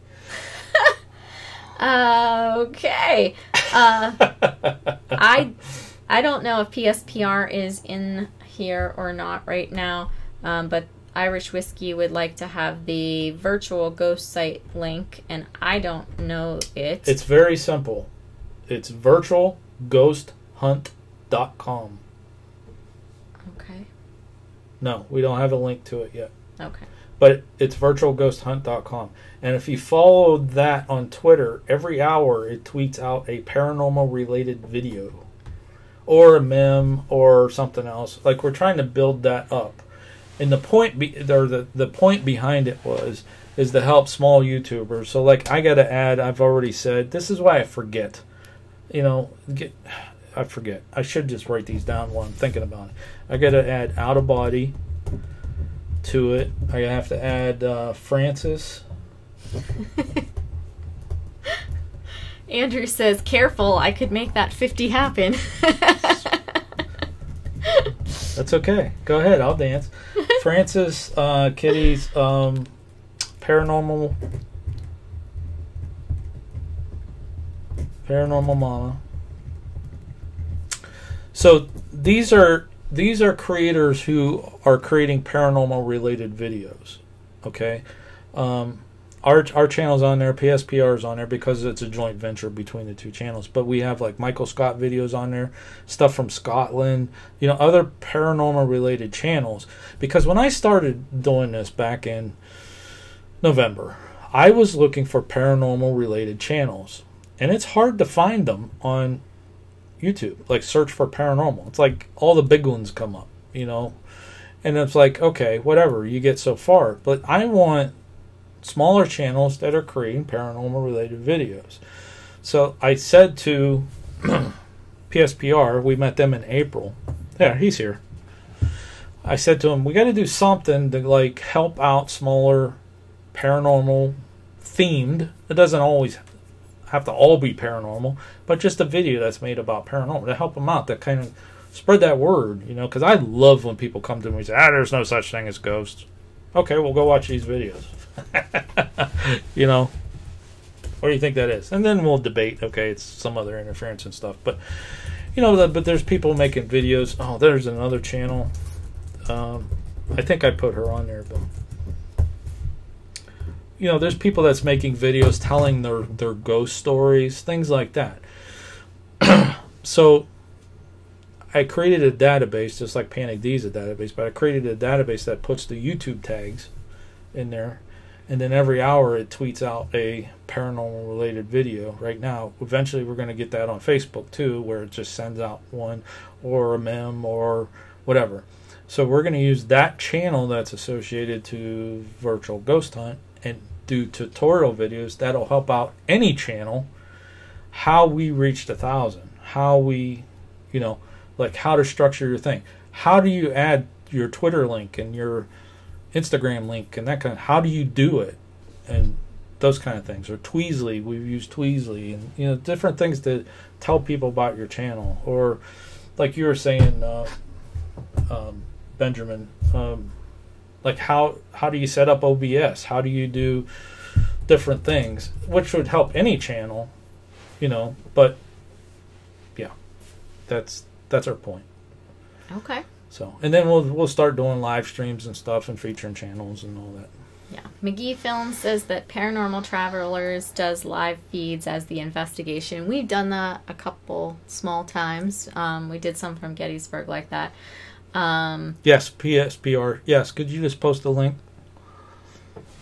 And what was that? I'm sorry, I was reading his thing. Oh, Paranormal Travelers does live feeds as the investigation. Yeah, a lot of channels do it that way. Mm-hmm. That's okay. We did it too. Our the Gettysburg East Cemetery Hill. Cemetery Hill was a live stream. Mm-hmm. The only thing is with the live stream, when you do it as a live stream and you don't have a backup, you're kind of relying on your cell service, the quality of the video, you know what I mean? So if you get interruption or if your cell service is messing up or YouTube's messing up or whatever, I kind of like to have, like when we do an investigation, have a backup. I like going live to share it with people what we're doing, but the actual full investigation, we have pictures going on. We got, we didn't have the video camera because we didn't know what we were going to do. We just wanted to go live and investigate. But there's nothing wrong with that if that's how you're going to do it. I mean, I think PSPR, when they started out, they used to stream it live to a private channel on Facebook, and then he went back and that was his video. He pulled the video down from there. There's nothing wrong with that. It seems like sometimes if you're in like an area and you don't get good service, the video quality, when we ran into that when we were doing Dark Shadow Ghost Tours, some of the videos when we're sitting here, we were using Google Hangouts, and it was so pixelated you couldn't even see our faces. And I'm like, you can't do a show like that. Yeah. So that's why we went to OBS. OBS, if you can stream using OBS will, like if there's a problem with the service, it'll buffer it. It buffers on OBS before it sends it out. So like if there's a disconnection or something like that, how many times have we streamed live on a phone and the app stopped? Yep. Right? Yep. You have to go back and restart it. All the time. How many times have I restarted OBS since we've been sitting here? Not. Because the software does it. So if that buffering, whatever, it'll pre-buffer it, then send it. There's more of a delay, but the software's handling it. Then again, another tutorial for BGH. Yes. Yeah, so he posted the link to that channel. There we go. That's cool. Right now we don't have any out there. We're trying to work out how we're gonna do the format because we want to do the videos together. He's up in Erie, which is, I don't know, we figured out about an hour and a half from us, and trying to get our schedules together hasn't been simple. So is that who I think that is? I think it is, but I'm not sure.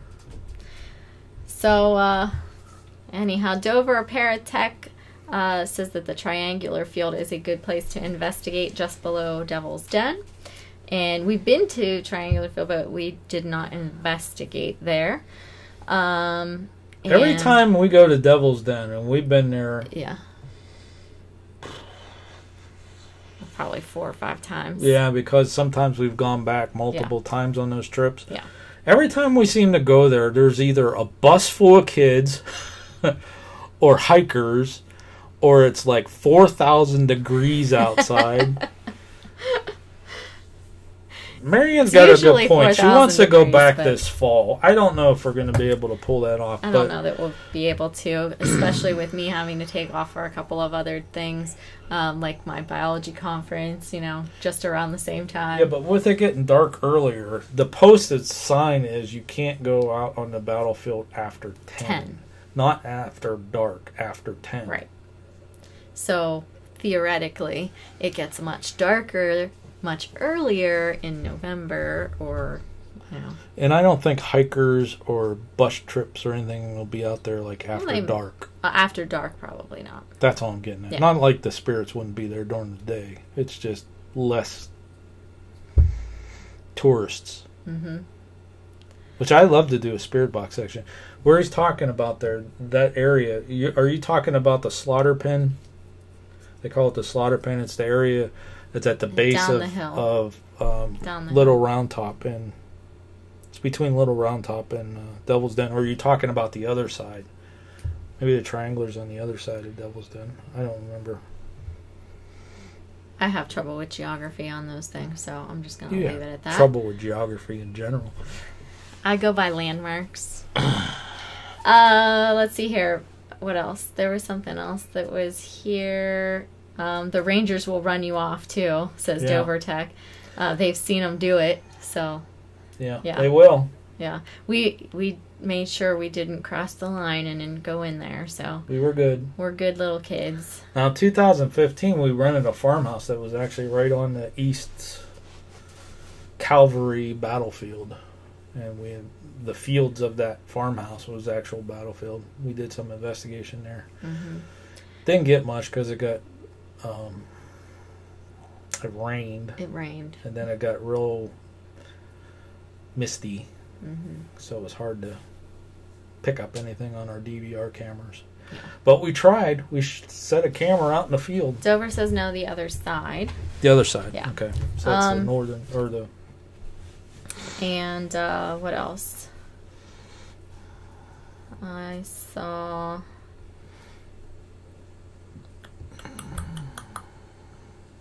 Let's see. What else did I miss here? Steph Opal was leaving a little bit ago. I don't know if she left yet or not, but I said thank you for stopping by. Rose Bissett has joined us. And is that the Rose Bissett that we know? I would assume so. If that's the Rose Bissett that we know, please leave a comment saying so. Mm-hmm. And I think it was Tracy was mentioning to her that Boris sang last night. So that's kind of... Battlefield B&B is a good place to stay also, Dover says. Irish whiskey... Do you know your live streams are awesome sauce? Thank you, Irish Whiskey. Thank you. Appreciate that. Appreciate that very much. Yeah, without you guys, though, it really wouldn't be, especially, you know. I think I said a couple times in a couple live streams recently, I think it was on Michael's this morning, I actually said that this is show number 19. So this is the 19th Saturday that we've done Let's Talk Paranormal. We've done other live streams in between, but our first few we only had 2 or 3 people in the stream, and we just kept doing it, and we just kept talking like we were talking to 1,000 people. You know, those who haven't live streamed, you gotta do it. You have to, because this is how you get the hours. This is how you get the watch time. And unfortunately, you put so much time and energy into your regular videos, and they just don't get viewed as much. Right. They don't get the watch time as much. And I think it's because of the interactivity. Now, there are, you know, they're going to be changing stuff that when you post a video that it'll have that live chat that people can live and you guys can watch it at the same time and chat about it. I don't know how that's going to work because our videos come out at 7:30 in the morning. But I don't know. Maybe that'll change things a little bit and give you a little bit more watch time. But yeah, you do put time. Well, we put a lot of time in our live stream. We do, but not as much as you like a Ghost Stories and Folklore, which yeah. takes a day. Yeah. Easy to put together. Yeah. But I love doing it. I love the editing part. I know you do. That takes so much. Dover is going to send us a copy of their book. Ooh, cool. So that's awesome. What's your book about? Gettysburg? I don't... Or Civil War? I would assume ghost hunting, but I don't know that it's a specific location. Yeah, what's your book about? And Tracy says that our live stream pulls everything together, too. So, thank you.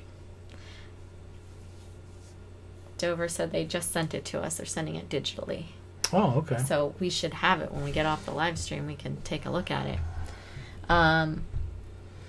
There was something else I was going to say, too. But like you guys were saying that these live streams tie everything together and they're awesome. And it is really you guys. I mean, we titled this one today, Who Wrote the Ghostbusters theme song, and we literally talked about it for like 4 minutes. Yeah, because I'm like Marianne. I'm like, what are we going to do on the show? We can't really show them the videos. So if they have, and you guys haven't seen that yet, so you don't have an opinion yourself. So experiences and evolution as an investigator. So that's pretty cool. That'd be cool. I'm gonna tell you what, says Dover. That's what their book is about. Dover, once we get the guest going too, if you want to be on and tell us your story, I want to have where like people tell their paranormal testimonial. You know, like how did they get into it? Tell us about your channel. Tell us why you're doing this. That kind of stuff. Experience or scariest. Yeah, like the questions we get. Yeah. What's the scariest moment? What was the most exciting moment? Yeah. Because to me, that's the part that I really like is the stories and this is what happened. And the more of that stuff that's put together and documented, then maybe it'll make people kind of open up and say, there's something going on. Could be. Could be. Yep, I got it. They said they would love to have a discussion with us. So that's awesome. So, folks, as of right now, I'm looking at our email. There's only 2 people that has entered for that drawstring backpack. So don't forget, if you want to win that, it's free. We'll send it to you free. It has our logo on it. So. Okay. And is Andrew and PSPR still in here? PSPR was. I'm not sure about Andrew. If you guys are still here, I'll see you guys. I'm just going to hand you this stuff, and instead of shipping it to you, you guys want some stuff. Yeah. We're just going to give it to you. I'll see you guys personally. Yes. Those ones I'm not going to ship out. I must have missed something. Dover, I think that's the giveaways that we do.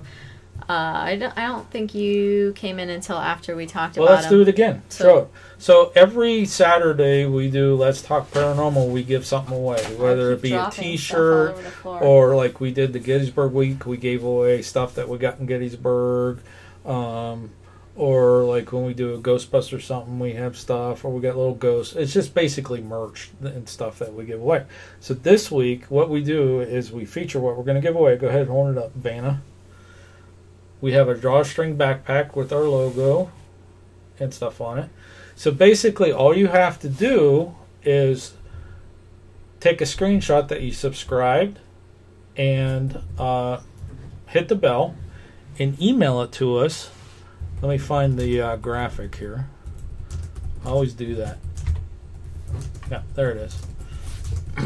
And just email that to us. And number 1, that's going to make you a certified Parapete because we have proof that you subscribed and hit the bell. And you already got our email because you sent us your book, which is very cool. Thank you very much. But if you send us another email and then in a subject line with that proof, put #019. Next week when we go live, everybody who does that will put your name in a little hopper spinner thing, and we draw a name and you win, and we ship it out to you. That's basically how it works. We do that every week. Yes. And Hell Kitten says, should I enter again? I feel like that's cheating. No, go ahead and enter. It's a different product. Yeah, it's completely different. Different product. And actually, if you win next week, we can send them both at the same time. There you go. Yeah, enter as many times as you want. Doesn't matter. Irish Whiskey says, not here for the giveaway. They love the content. Thank you very much. We are glad you like and enjoy the content. You know, and here's the thing, too, about our T-shirts. Say you want a T-shirt, and we're giving away a T-shirt again. Enter again. If you have multiple T-shirts, quite honestly, people, that helps us out.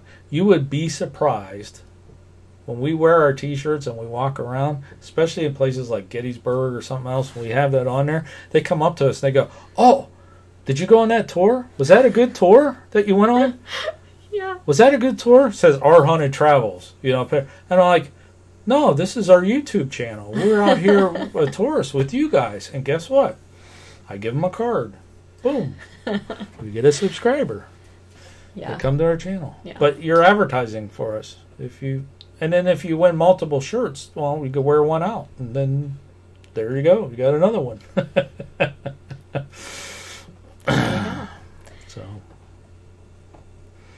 So we don't have our shirts on, and we have several different copies, but yeah, we got to get caught up on laundry. Yeah. Speaking of content, though, what do you have in store coming up? Coming up. Oh, I'm glad you would say that because the slide's up here. So next week we are going to change up. We're not going to do Gettysburg stuff. We're going to put that on hold. We have a ton of Gettysburg stuff. But we thought you would be getting a little tired of it by now. Yeah, we think you guys are getting a little sick of Gettysburg. So we're going to circle back around to Gettysburg later on and start putting some of these other locations. So next week we're going to do the Youngstown B&O train station, which is right here in town, that has some paranormal claims. So Tuesday we're going to do the ghost stories and folklore about it. Thursday, we got tagged. We got tagged to do one of those lemons for leukemia challenges. So we're going to do that video, and that'll come out Thursday. And I'm going to tag 5 of somebody to do it, make a video about that. And then Friday we'll do the location video about the Youngstown B&O. And then we're back here Saturday, live at 5. Every Saturday, live at 5 Eastern Time. Let's talk paranormal. If we are traveling and not home, our laptop set up, we could do the show that way. And if we don't have the laptop, we will go live at 5 o'clock with our cell phone. If something would happen, okay, life happens, that we can't, we'll tweet it out or put it in Discord. I don't see that happening, but it could. If we just can't make the 5 o'clock thing, we'll reschedule or postpone one. But we've done it every Saturday for the past 19 weeks. From somewhere. We've even done radio shows from the Canfield Fair. We have. We used to be on a segment called Our Haunted Spotlight, which was the beginning of Our Haunted Travels. And we were on there every 2 weeks, and sometimes we did it from a wedding. We were at a wedding. I did it from prom. We were at the Canfield Fair one night, and we did it. I mean, we just did it. Wherever and with the we cell are, phone, we gotta if make we it just happen. pop on, and maybe it's not a full hour or a full couple hours or whatever, whatever. And if we can't have all the studio stuff to do the graphics and giveaways, we just double up on the next one. So Dover Paratech wants to know if we've ever investigated Post-Town Elementary School. I have not. Post-Town Elementary School. Where is that located? And Paranormal Mama says, yes, the B&O Railroad. I know it well. So we're doing the railroad station for B&O here in Youngstown. I know that the B&O stop many places along the tracks, so maybe we'll be able to talk about another location for it as well sometime in the future. Maybe even do some comparisons. And then there was Crystal is here. Crystal Canotis is here. Thank you for stopping by. And Hell Kitten says that they love the content too. The giveaways are just a bonus. And Dover says that is in Ohio. So we will have to take a look at that one. Post-Town Elementary. Want me to look? Dover, did you join our what is it, Post Town? Post Town, yeah. Poast Town. And what was that? I was thinking they wanted to know if anybody else, they want to talk to somebody who's investigated there. It's in Middleton, Ohio. Middleton, okay. Well, we're definitely going to bookmark this. Yes, definitely pocket that for us. 'Cause I don't even think this is in the database. I don't think it is. I don't remember it. And he says Middletown as well. Have we ever considered doing an overnight live stream from a super haunted location? So we have done them in the past, not with PANICdVideos, but with Dark Shadow Ghost Tours we have. Mm-hmm. Now I'm gonna tell you guys something. We have to get in order to do those correctly, to have a great production quality for you guys to watch. Okay, we need to get a better DVR system. We have one right now. Well, actually, we don't, because I tried to find the software for it and it doesn't work. Yeah. So with the new Windows 10. With the new Windows 10, it's not working. So we're going to look into getting a upgraded DVR system, because here's how we did them. We did a live investigation from J.C. Thompson. Mm-hmm. We did it from a lighthouse, Fairport Harbor Lighthouse, and we've done from Hillview Manor. And didn't we do live from Hillview and Manor? The Inn. Stagecoach Inn. Stagecoach Inn. Yeah. So what we do is we set up DVR cameras, okay? And then we come on screen every once in a while and tell you what's going on, okay? Like we'll come on and say, hey, we're going to go in this room. You'll see us on camera blah investigating. And then we come back and tell you what we experienced or whatever. Our DVRs that we had at the time didn't have audio, though. But you can watch what was going on. Then we came back on and said, here's what's happening. The DVR system, whatever, I'm going to figure out so you can get audio so you could be with us while we're investigating. That would be pretty cool. If not, we'll figure out a way, whether to play music or something while it's going on, because it's kind of hard to remote back to a central location that's broadcasting out. But we'll figure it out, because that's kind of cool. I saw that one time. You paranormal folk probably saw that with Ghost Hunters or something like that, where they've done that. They got a lot of money and equipment to do that, and trying to do it on a somewhat school salary is not that simple. But there's ways around it. I think it would be cool. So this Post Town Elementary School is actually, here's why we haven't heard about it. It is actually quite a ways away.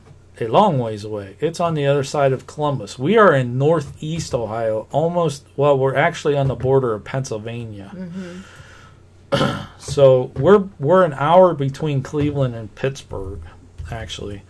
So anything southwest of the Columbus area, we haven't hit yet. But I'm glad you brought this to my attention, because we actually thought about doing it this summer. At some point, we need to hit that area and then go down to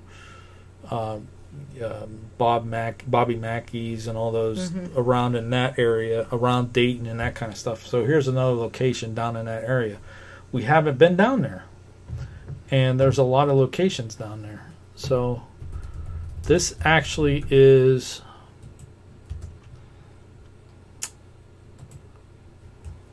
even though we're in Ohio, it's actually 4 hours from us. Yeah, Hell Kitten says it's 49 minutes. They looked it up away from them. Yeah, so it's 4 hours from us, and we're 4 hours from Gettysburg. So kind of tells you geographically, like, where we're at and why we haven't heard about it. Mm-hmm. Yeah. So we have... But would love to go there someday. MU Free Music for Your Videos is in the house. Hello. And R. Boyd. So welcome. And Harmony has joined us as well. I don't think I mentioned Harmony either. Harmony, I have been wanting to ask you a question. And I think I tried one night on Twitter because I wanted to ask you a personal question.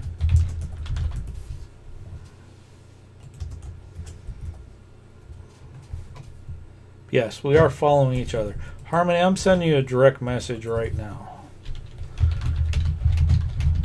Okay. And Paranormal Mama, while you're doing that, says, come to Bobby Mackey. She'll join us.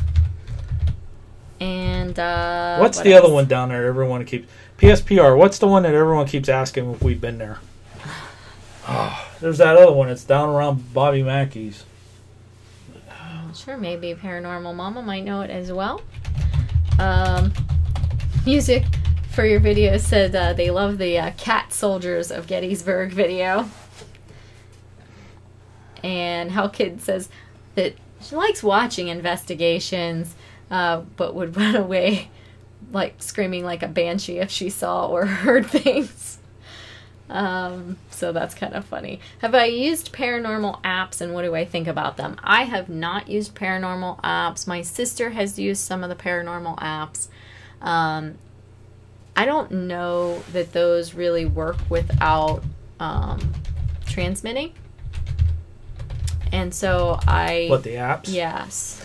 I don't Yeah, know you if got to could kind do of it watch some of those apps too. You know, you got to look in the Waverly. description.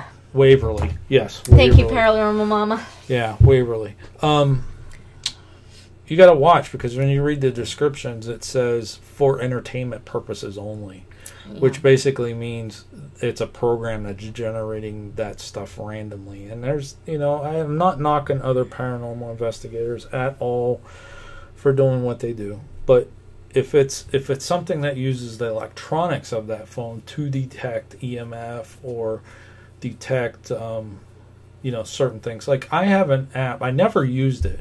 It was an antenna that you put on, I have it somewhere, I need to try it out. You put it in an iPad, it's an antenna, and it does like a ghost radius type thing of the room. It kind of works like the principle behind Connect, but it gives you blips. But it uses that antenna for the app, with the app. You know what I mean? So it's using electronics. An app is just a software program, but if it connects with that electronics, like the Ovilus is a software program using the EMF frequency. You know, but some people just use apps and they can actually have communications. It's the same theory behind Ouija boards or dowsing rods or something like that. If you believe in it and you can use it and it fits into that content of your investigation, game on. Yeah. You know, we just don't use them because, you know, I forget to check, okay, this was for, you know, entertainment purposes only or something like that. And plus we have all the regular Equipment. Yeah, Mel meters and all that stuff like that. We have a lot of money put into our equipment as it is, so, you know, may as well use them. Let's see here. So Irish Whiskey says that apps can get fake responses. Paranormal Mama says that she uses the Ghost Speak app and it works like an Ovilus. And there was somebody else that we were investigating with that used, I think it might have been the same one at one point just within the last year. And they were getting similar responses to our Ovilus, if I'm not mistaken, right? The ones that were using the Ovilus on their phone. Yeah. Actually, you know where it was? It was at Farnsworth House. The other person was using that at Farnsworth House in the Sarah Black room. So, let's see what else. So, Rose Bissett is the Rose Bissett we know, says, okay, are you going to sing? Oh. He is only at 33 likes, so that's a Once not we get yet. to 50 likes, I will sing. Or Boris will sing. He sang last night. He sang Happy Birthday. He sang Happy Birthday last year. So what tech is in a cell phone or tablet that allows you to detect something paranormal? Maybe the compass. A lot of cell phones have compasses. Smartphones have that compass and level type thing. So that would be based off of geomagnetic, your compass is, am I saying the right words? Sure. How's a compass is based on the geomagnetic field that points to true north. So if that electronic is built into that, then you could build an app off of that, because you could just use a compass to actually investigate with. We have. It's pretty freaking awesome. So if you have that built in there and that app uses that, just got to look at the descriptions and say, this is a tool that can be used. Am I hitting him? I don't know. I see him moving a lot, so I'm assuming you are. Oh, yeah, you are. I'll move up. Your chair is hitting the bottom shelf on his that better? Thing, so yeah. I just keep seeing it out of the corner. I don't know. What do you guys think about the apps? Let's put that question back to you guys. What do you think? Yeah, we've had a Paranormal couple. investigators, we have you in the room here. What do you guys think of? We just personally don't use them. Like you said, your sister uses them. Yeah. And she'll get stuff that's in the content of the questioning, which is, whoa. Yeah. Yeah. But your sister's a little bit sensitive too. Yeah. So. There was, oh goodness gracious, they say VBE is good apps. I don't know what that means. You might know more of that. I really don't know, to be honest with you, because I don't use the phone apps. When we do an investigation, if we either don't use our cell phone, but normally I record video with my cell phone. I put it in airplane mode because I don't want a text or something like that setting off the K2 meters. So, and it just cuts down on the ability for others to say that it was something with your phone rather than. We've been in a group investigation before, and I asked all the people, I said, I'm going to be using K2 meters and a Mel meter. Could you please put your phones into airplane mode? And, oh yeah, we did. And then we were doing a session, and the K2 meter was just going crazy. And I'm getting all excited. I'm like, this is awesome. It's like responding. And then I said, okay, everybody for sure has your phone in airplane mode. And they're like, yeah. And then I look over, and the guy's over there texting. Yeah. And I'm like, what are you doing? He goes, I'm getting texts. I'm like, well, then you're not in airplane mode. Thank you very much. So it kind of threw out the whole investigation. It was like 45 minutes. Yeah. And it, I didn't really get upset. It was a group investigation, and I said that's just not how it works. So, but we just do things a little different. We're not old school by any means. We do use devices, but we know how our devices work, and that's one of the things is if you get a text, it could set off. So does walkie-talkies. We've been on investigation once, and we had the K2 meter. We're doing an EVP session. We had the K2 meter sitting on the table. And we were on the 3rd floor. I think you guys were down on the 1st floor or something. And as soon as that walkie-talkie keyed up, that K2 meter just spiked red. And I went, oh, crap, what's going on? And then it come over the walkie-talkie. Yeah. Yeah. When we take large groups out, with Dark Shadow Ghost Tours, we'll actually split up into smaller groups, and then each of us takes a walkie with us that we can communicate about changing locations, or did you do this? We heard something like this. Or there's a lady up on the 3rd tier that needs brought down. Yeah. So we did do that, but we know what's going to happen when we use that, and we don't call each other and like every 2 minutes or anything. We try to limit that to only as necessary. Yeah, because the K2s and Mels are real sensitive, very much to EMF. It will pick that up. So the question is, have we tried X Paranormal? I'm assuming that is an app, and the answer would be no from me. But I don't know if anyone else if X Paranormal is an app, we haven't used it. If anybody else in the room else has used it, please answer and give them some info about what they think about that one. Let's see here. Apps can hear a question via the mic and feed a relevant answer, says Irish Whiskey. Dova Paratech, not only do you need to know how things work, you have to know and understand that collected with the device. You're absolutely correct. You need to know what could be going on and what are you getting. Like, you need to know those devices and know what could be going on. Mm-hmm. Yeah, and Paranormal Mama says nothing you use is 100%, and that's true. I mean, right. We don't have 100% knowledge of everything that's out there, period. You know, how it's going to interact with things. But also, you know, you've got to try to tie it to what you're doing as well. That's the big key is, is it related or is it just something that's... This is something that I say all the time, and probably some of our people that keep coming back are going to hear me saying this over and over and over again.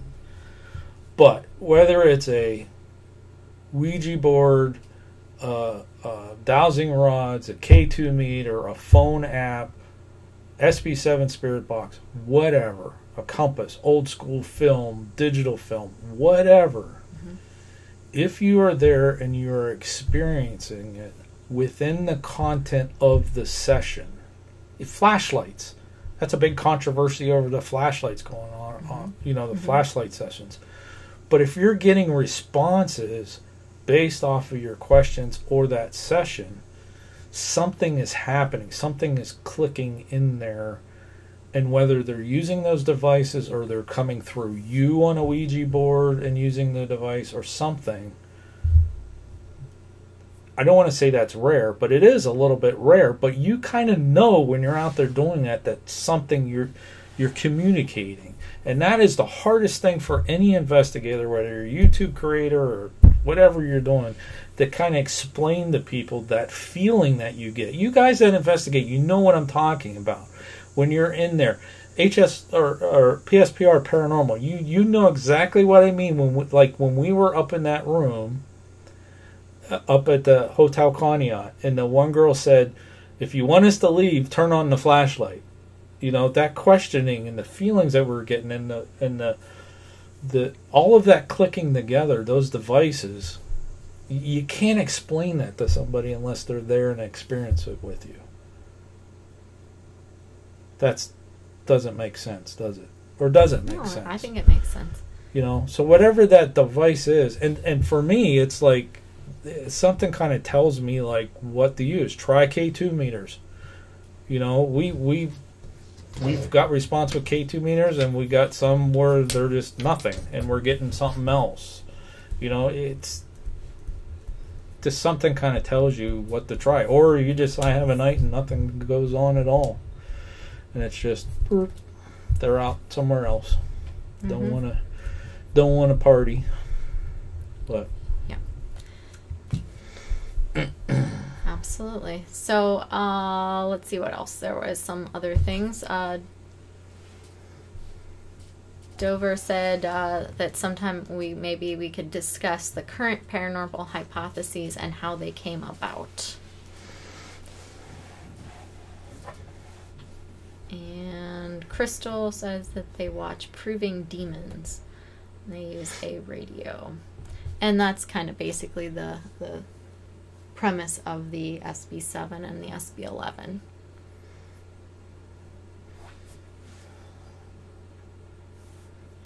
That's alright, Hell Kitten. I do that all the time. Said that they messed up something. Do any of you guys use EM pumps?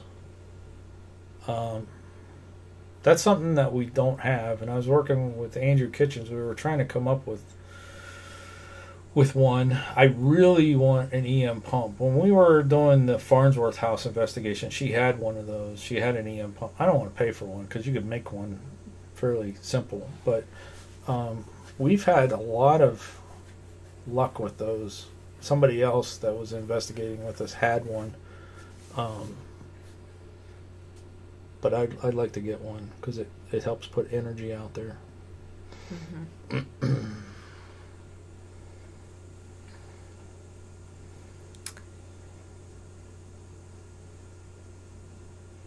Dover just built one 1,500 or 15,000 milligauss. We'll send a video link. Sounds like a plan. Have you used it yet? Like, did Yeah. you have success? Do you see a difference using it? There's a couple of places that we've investigated here recently with in Gettysburg, and it just seems like there wasn't enough energy for them to come through. And I think if we had an EM pump, it would have helped. Let that run for a little bit. And what is an EM pump? Okay, so Tracy, you know, we did that video talking about the K2 meters and the EMF fields. An EM pump emits electromagnetic field. So it emits that energy, and it allows the spirits to use that energy to either manifest or communicate or anything like that. So normally when we use the one previously, we would put it in the center around us and then let it put that energy out, and it seemed like it helped. Did not use it. Yeah, they didn't use it on their last investigation. We've been on, you know, we don't own one. I'd like to have one and just, you know, test it out. I would love to go back to places where it's been. You're just getting little pieces of things. Put an EM pump, see if it helps. Yeah, like the Kinsman house, for example. Mm-hmm. Not too many people. In fact, I don't even know if any people. Well, yeah, there's been other people, but not too that many people's yeah. been in there. We got a little bit of stuff, but that place should have a lot more activity. Could use a Jacob's ladder. Yeah, we could. Could. Jacob's ladder to me Don't is say a little that to less, Andrew Kitchens. It's a little less safe. The only problem with the Jacob's ladder is your power source. If you have electricity, yeah, that'll work. Yeah. I don't want to be hauling a car battery.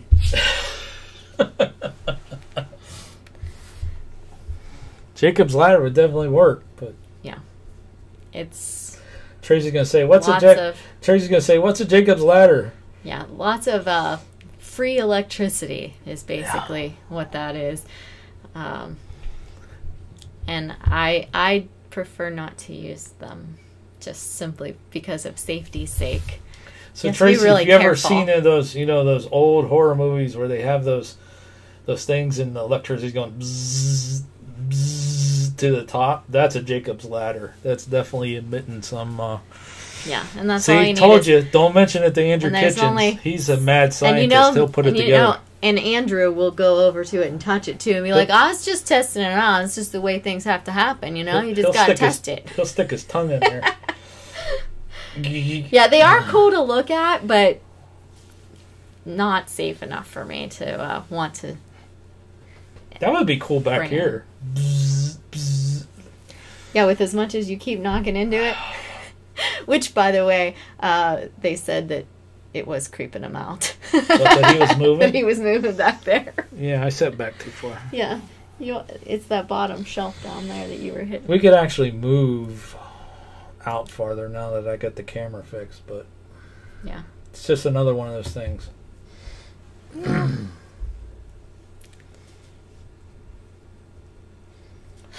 Andrew's touch like, a Tesla coil, not a Jacob's ladder. At least he knows his limitations. Oh, goodness. And Dover Paratech said that they put a picture on the Discord already, so thank you very much. Cool.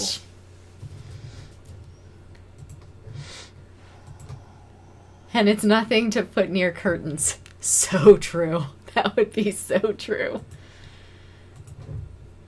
That would be a bad thing. That would be a very, very bad day.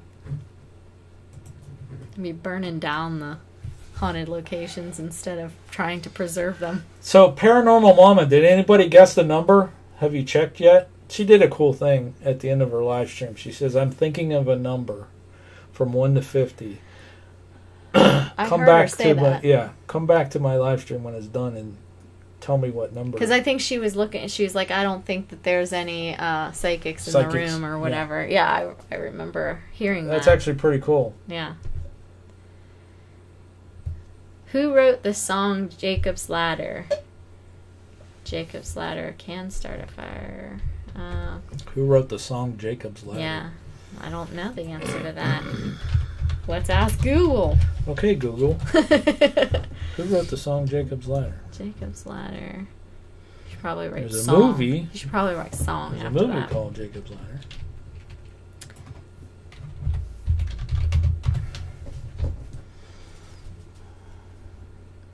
Yes, Tracy. She said the only Jacob's Ladder I've done is the yarn trick as a little girl. Mark Wills. Mark Wills. Jacob's Ladder by Mark Wills. At least that's what YouTube says. And it says Huey Lewis and the News also. Oh, no way. That's yeah, kind of cool. That's kind of cool. So he It ties into... ties in right nicely. Did you know that? Did you know that? Is that why you asked? That's pretty cool. It ties into the Ghostbusters theme song Problems.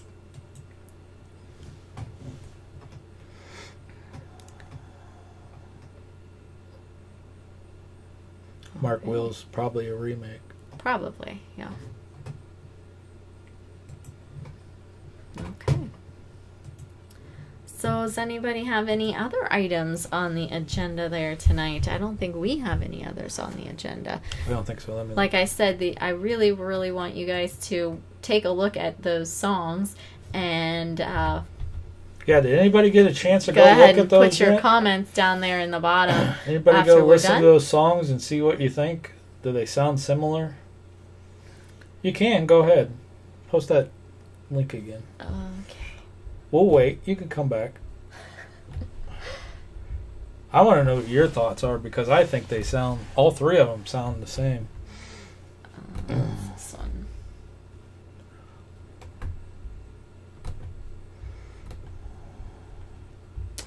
Do we use Connect? No, we don't use that either. You are the second person that asked us that. Within a week. Within a week. Yeah. No, we don't. We don't have one. Yeah, that's pretty much the good answer for that. No, we don't own one. We have They're all kinda kinds of interesting. equipment that we don't have. We actually have a case of flashlights. We have a case of flashlights, a half a case of K2 meters. You know, we kind of throw those all over the place, but we don't have the Connect. I got so much equipment, and now I need a new DVR. Hell Kitten said they listened to the beginning of the first two, and they do sound similar. See? I think they sound alike. I really do. There was somebody that we knew that we investigated with who was going to use the Connect. Was that I thought it was Andrea. Andrea? That was what I thought. But I don't know if she ever ended up doing Well, her it. kids have an Xbox. Yeah. But I don't know if she ever ended I up don't doing it. Have you used the Connect over? I Have thought, you had any success I with thought that? Bill was saying something about it with PSPR. It's About using the Connect 2. Says the first version had some algorithm issues. So are you hooking that up to a PC?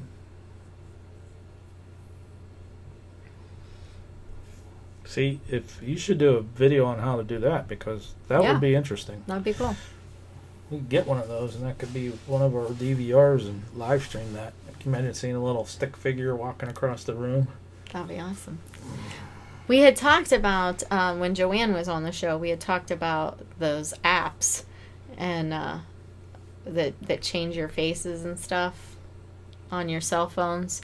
And she said, I wonder, if you take that to a haunted location, if it would pick up. Oh, the apps. And then I don't know how truthful it was. Obviously, it was on Facebook. But there was actually somebody who on Facebook posted theirs. And they're like, look at this. And there was this face that was, it was on her counter and her shelves behind it, and there was a second she had one, and then there was another one, and it kept moving around, and then and then the one time it actually came up pretty close to the camera, and I'm like, well, that's interesting. That's pretty cool. So a spirit with like a cat thing. I think it was a dog face that she had for the app that she was using, but then I saw another one that was faked, and they're like, well, this is what was wrong with it. I can't remember what was wrong with it, but I didn't see anything more on that lady's. So I don't know, have any of you seen that Facebook post. It's been a couple weeks now.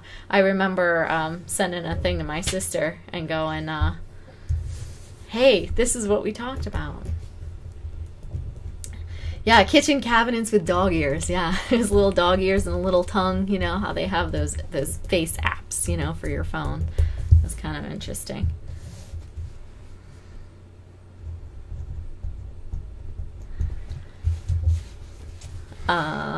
Did anybody see that? Nobody. Tracy just says that it looks kind of fun, like she's like kitchen cabinets with dog ears.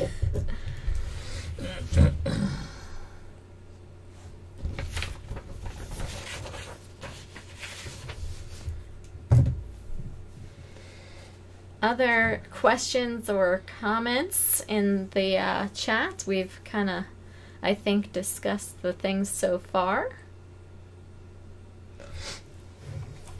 Maybe they all, I think that this chat kind of stopped. I don't know. Maybe they want to watch the videos. Yeah, they may have gone to watch those videos you said to check out. So those of you guys that are new to us, and if you've never joined in on our our live streams that we do on a Thursday, it's called Behind the Haunting. Basically what we do is we put together a presentation about the case or about what we discovered through research and stuff that could be causing the hauntings. Mm-hmm. And Lizzie Borden's going to be an easy one because it was a double homicide. Yeah. I've got so much for that. Yeah. So we put together a presentation and we go over what happened, have a timeline and things like that. And then we post questions. You guys, what do you think? And Lizzie Borden's going to be an awesome one because there's so many different theories as to, I mean, it's an unsolved murder. It's an unsolved double homicide. I mean, Lizzie Borden was acquitted. Yes. And she lived the rest of her life in the same town where this took place. And but they really never solved those murders. And there's so many different theories and conspiracies and things like that. And there's a lot of stuff that people don't realize that we know about, we've researched, we found out about, and we're starting to forget about, which is why we love doing those Behind the Hauntings, because we put, I'm not going to do it right now, but if I turn the camera around, I'm looking at right now literally 1, 2, 3, 4, 5, 6, 7 shelves full of just books and binders of research. You forgot the 2 piles. Oh, yeah, there's 2 piles on the floor. And I don't think we put back worth. all the Gettysburg stuff yet, no. which is in another bag that we need to put back of different things that we go and we do the research. And then when we go to these locations, we like to talk to the people that are there, or the tour guides, or the historians, or even the people who even work in the gift shops or whatever. Just ask them about different experiences and stuff like that. So when you see that we're doing a Behind the Haunting, they're pretty cool. I love doing them, and I think the interaction that we get with everybody and going over that. I mean, we've done the case of Sealy Rose. We've done what's the other one? East Cemetery Hill, and we did one more. What was the other one? I don't know. We did one other one. Yeah, we did one other one. I can't remember what it is right now. Let me look. I have the webpage up. Andrew, while you're doing that, Andrew says that James wants you to come and talk to the ghost under his bed. Okay, and we will. He was asking again today. We will, absolutely. And Crystal is excited to see what we find out about Lizzie. Elizabeth Stiles. Elizabeth Stiles, that's the one. The healing spy. Yeah. So normally we do those on a Thursday night. Okay, so it won't 10. be this Thursday. Next Thursday. It'll be next Thursday. Probably start maybe at 9 because that one might go later. Is that my first day back at work? Probably is. I think it is. Let's see. It sure is. That's your first day back to work. It's my very first day back at work. That's okay. Well, it's your first day back. It's my first day back. I'll be in meetings all day. So you'll be off leading up to that. You could work on putting it together. I was going to go to work that week, but that's okay. It's fine. It's fine. I know Lizzie. Yeah. So what was the date? What was the date of that? The 16th. The 16th. Yeah. August 16th. Probably going to do it at 9 because that one might go a little longer. Yeah, that might go long. But it's great stuff. Do we have blooper footage? I can't believe you brought that up, Irish whiskey. Man, I was liking you. I was really liking you. You just opened a can of worms, my friend. That's okay. You didn't know. Yes, we did have blooper footage. We had a bunch of stuff that was really pretty funny, and I was keeping it all together to have enough to do like a blooper video, and that was on the hard drive that is no longer with us anymore. It's right here. This hard drive right here doesn't work, and all the blooper footage is on there. So we're starting over again. We do have a little bit, but not enough to make a video. I got a couple little pieces here and there, but there was some good stuff on there. Yeah. We're going to keep track, and eventually we'll have a blooper reel. But I had all kinds of... What's funny is stuff. I always, every year, my kids at school, they have to make videos, public service announcement videos for saving sea turtles, and there's always a ton of bloopers in those. And every year I say, I'm going to take all their video footage, and I'm going to make a blooper thing for after the project's over and just show it off in class to them and let them laugh at themselves. But I've never done it. I always say I'm going to, but... time runs away. Let's see if this works. What are we trying? What are you trying? Bring up the comments. I don't know if the screen works anymore. Oh. Well, let's see if it does. Oh, okay. They get to see the comments themselves, though. I know. Okay. Oh, it does work. Look at that. Let's see. I need to look at that one of these days. Yeah. I think he's talking about your hard drive. See if you could resurrect it and bring it back. That would bring be it awesome. back to life. And Tracy said, oh, yeah, Elizabeth and the body in the basement. Yes. That was the Elizabeth Stiles video. There's a body supposedly in the basement at that location as well that potentially could solve an unsolved crime. But I don't know. For some reason, no one has officially looked into that. So that does work. It does.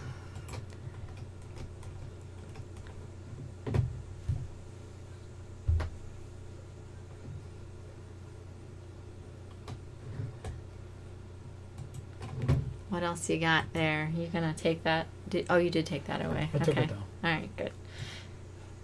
Very good. So one thing that we kind of changed on our live streams, we used to have OBS on this screen here, and when I go back and I kind of review our live streams a little bit, we always had the bad habit of looking at ourselves instead of looking up there at you guys. And now we just look at the chat. Yeah. So now we just look at the chat. You see the top of our heads, but every once in a while we're working I'll look over. on it. Every once in a while I look over like and right there where we could see the chat, but I don't see that happening. No. Looks like Sean's on a mission.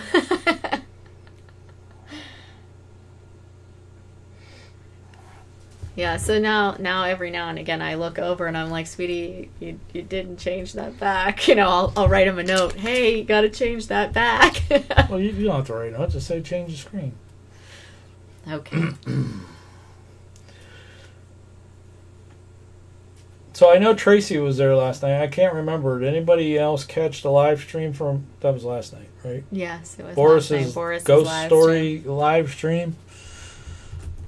What'd you guys think about that? Do we need to get him to record some more ghost stories and do that again? Because we actually got 13 hours of watch time off of that last night. Which is good stuff right there. 13 hours. I think we streamed for about an hour and 10, 15 minutes. So... Paranormal Mama says, just have a sign there that says, look here. Look here. There's a little light up there that we're looking at. There is a little light up there. We're looking at the little light that's up there. Yeah. Dover said they missed it.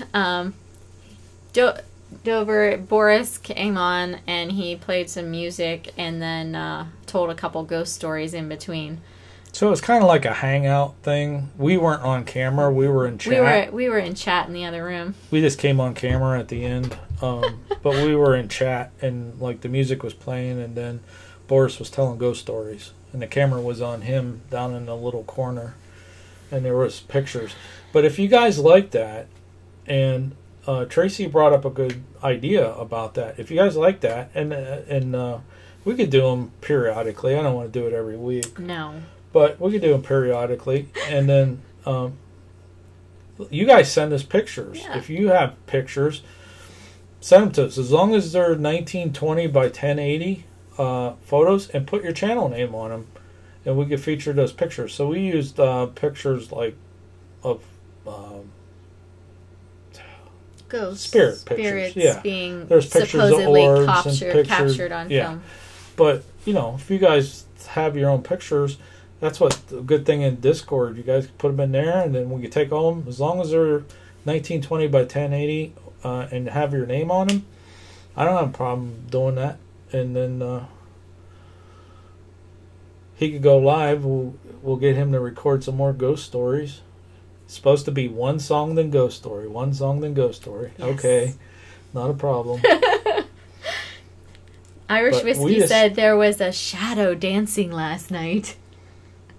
Ooh. I think it was you. Was that me? Remember you came in and were dancing at the one point. It was leaked. Yeah, Tracy, I remember she was like, "Oh, night. Sean's dancing now." No, I think she says, "Does he know he's on camera?" Yes, that was it. Does he know he's on camera? Does he know he's on camera? She's like, "Yeah, he knows." Yeah, he knows. Hey, at least I wasn't at Walmart dancing. That's true. That's true. You weren't. Did I say anything embarrassing when we were in Walmart? To embarrass you? I don't think. Yes, I did. I got the counter guy to laugh. I said we were testing this out to see if we could fit all this in the car. Oh yes, and then when we left, he's like, "Good luck with the car." Good luck with the car. So you guys saw our videos. Well, most of you saw our videos. We have Harvey here out in the parking lot, and we've been cleaning them up and working the thing. We had to get all new bedding. So we went to hit the Wally World yesterday, and we we're leaving, and we're like, man, I hope all this stuff fits in the car. Which, by the way, Andrew, I got the TV. I got the TV for Harvey. Now I just got to figure out how to put them in. Or get the old one out, actually. Get the old one out. Putting the new one in ain't going to be a big deal. Getting the old one out might take some engineering. May need an engineer. Because I can't figure out where the screws are. Yeah. I think it's under that panel. But I think so too. Tracy said she would even go to Hellmart to watch you dance. Yeah? Yeah. She doesn't go to Hellmart. She doesn't like Hellmart. I'm sure they would have it on footage. Kind of like that day that I fell at school. You had the footage. I still have that footage somewhere. Do you? I think it's at school. Yeah. I'm on the emergency response team at school in case of an emergency in the building. We both are. But I happen to be the person who goes and gets the AED and takes it to the location. And my husband happens to be the tech administrator, so he has access to everything. And so on my route one time to go and do that, I didn't realize that the janitor had mopped the floor because it didn't put up a wet floor sign or anything. And so I grabbed the AED and I'm running down the hall in my nice Barbie heels. And because I run really, really good in heels. Like on a normal basis, like I'm pretty good. I can run pretty close to the same in heels as I can in flats. But anyhow, I happened to go down the hallway that he had mopped and didn't put up a sign for. And I just went down. No, you didn't go down. You caught air. I did catch air. Feet went out in front and bam. Yeah. And all the pieces. It was right in front of the video camera. All the pieces, parts of the AED went flying in different directions. All the different pads and everything. So once I found out that she was okay, you know, she was fine because she hit the padding on the backside. That's right. Landed on that. Yeah. So the back and everything was okay. Yeah. At lunchtime, I kept playing it over and over. Bam, bam, bam. Yeah, him and my principal, they were just like in like, love dude, with that video clip come that here they and took watch from the video this. cameras. Do you believe that he didn't put up a sign? Watch this. Bam, bam, bam. You caught air. I did, and like it's silent, but you can hear. You can hear it. Me fall. There's not audio, no audio on the video cameras, but you can hear her fall. That's weird. it's you just hear it. Like you bam, just, bam. It's kind of like ding, ding, ding, ding. Whoosh.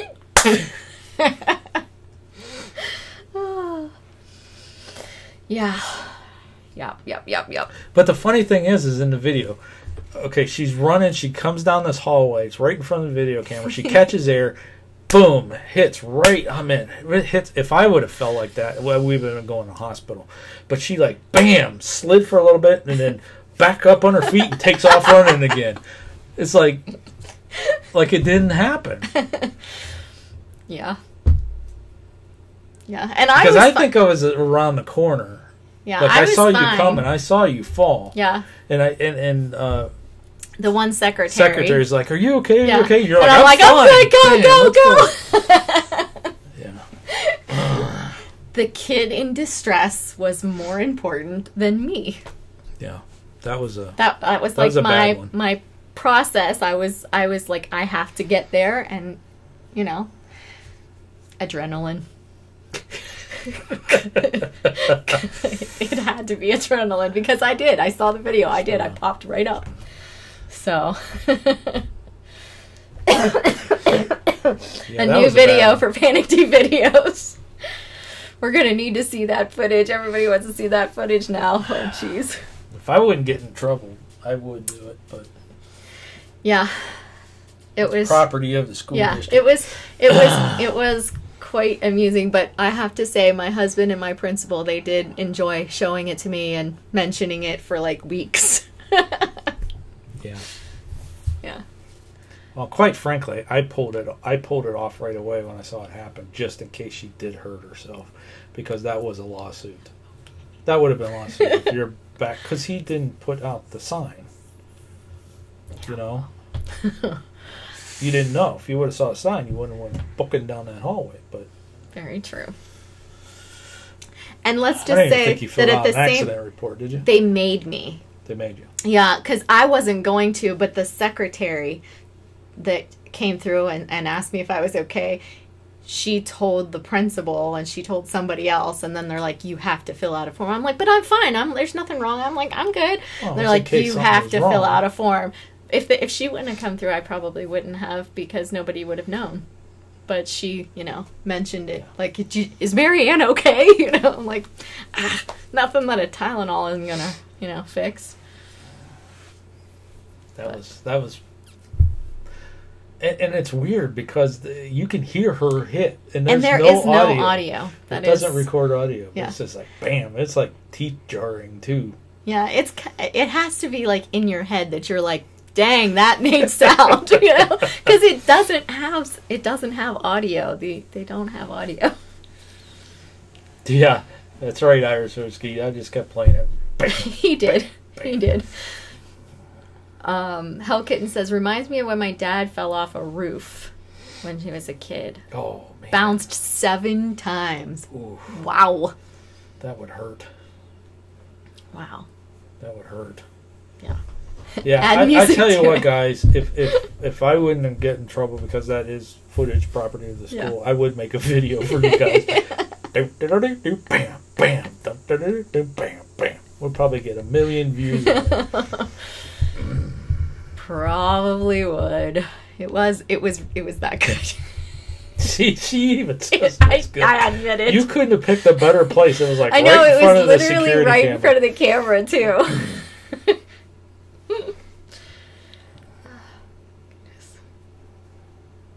I don't know what that means. Scrying mirrors. No, we haven't. Are you picking all the obscure ones that I don't use? Is that it? Yeah. Yeah, we don't do do that. Well, that's good, Hell Kitten. So the both of us, neither one of us got hurt. That's good.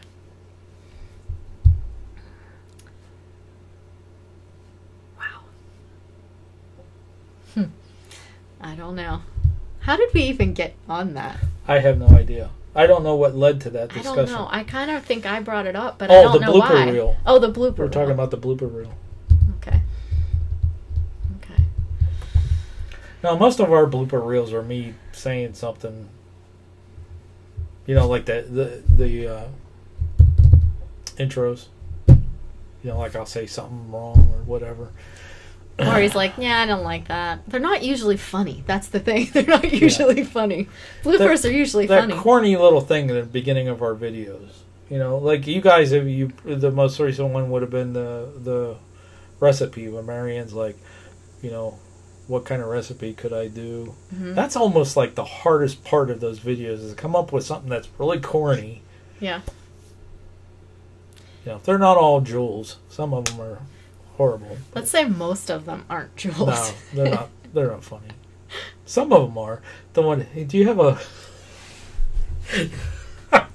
I try to come up with those and not tell her what I'm going to say because to catch her response. The one that we did about the Philadelphia where I asked her for $100 bill and she just looked at me and started laughing. That was the first take of that one. That one was good. Hey, honey, do you have $100 bill? She just started laughing. That was the first take. Yeah. They're not all like that sometimes. No. Hey, honey, do you have $100 bill? Yeah, that one was good. That's the hardest part of the video sometimes is coming up. What are we going to say in the beginning? Now, our older videos don't have those. No. They don't have those little entry thing before the... It just starts out with the... Yeah. Yeah, I think you kind of stole that idea from television series. No, I think actually, most of those start here's that a tip. You guys in here asking for tips for videos. Here's a tip. Actually, I stole that from the big guys. You want to try to catch people's attentions in the first 30 seconds. So that little corny little thing that we do in the beginning of the videos or something, you know, maybe that catches somebody's attention. Like, what is this video about? That's the point of it. You know, if we just, our videos that we're opening up with just the, you know, our haunted house thing, most people just got to click off and like, whatever. But if that first little 30 seconds of that video catches somebody's attention, they may watch it. That's a tip I learned way back. Well, you could tell if you go through and look through our videos where they changed because they started out with the intro and then we started adding those little zingers in the beginning of it. And it has helped. It has helped. People like, oh man, these people are idiots, so I'm going to have to watch this and see what they're doing. You know. Irish Whiskey said that if we put that video up, it would take us to 40,000 hours by September. Yeah, probably would. Which, you know what? I'm going to check something, guys. I think you guys have helped us hit a milestone tonight. Really? A milestone? Yes. What kind of milestone? I'm pretty sure. I'm going to look. I don't know if this calculates in there or not. Let me look here real quick. Oh, where's it at? Dashboard. Oh, that kind of milestone. Yes. You guys tonight have pushed us over 40,000 views. We are at 40,061 views. That's awesome. Thank you. Yeah, that is awesome. So when we started in November, you only needed 10,000 views to get monetized. Okay? We did it 4 times already. 4 times over. Yet we're still not monetized yet. They just raised the bar. But, yeah, 40,000 views. It's Look crazy. at that. 40,061. Yeah, that's crazy. And we're almost at 1,300 subscribers, too. Yep. All right. Pretty awesome. Yeah, we gained 1 tonight. I think we're at, I forget what that slide was. We are at 34 likes today, too, so it's not enough for you to sing and dance. But 50 likes for me to sing and dance. I'll have to think of a song. I can't do it. I know what song I'm going to do. You're sick. I know what song it would be, but we don't have the 50 likes. All right, so what other paranormal things would you like to talk about? Yeah, everyone's here. Let's chat. Let's talk paranormal. I'd like to go another half hour. Let's try to push it to 8 o'clock. So what do you guys want to talk about? You have questions for us? Do you have paranormal stories? You got investigations coming up?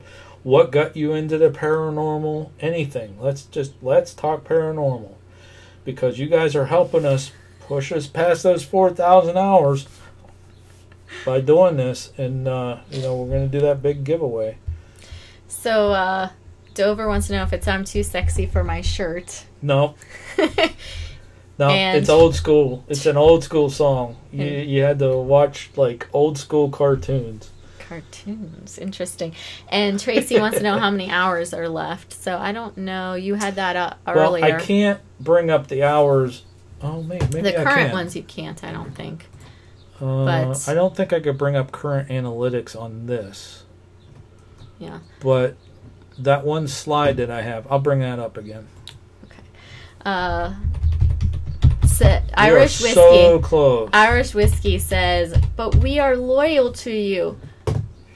Are you? You're not going to dance for the loyals?" 50 have to be 50 likes on this stream, and I will definitely sing and dance while it's live. While it's live. While it's live. While it's live.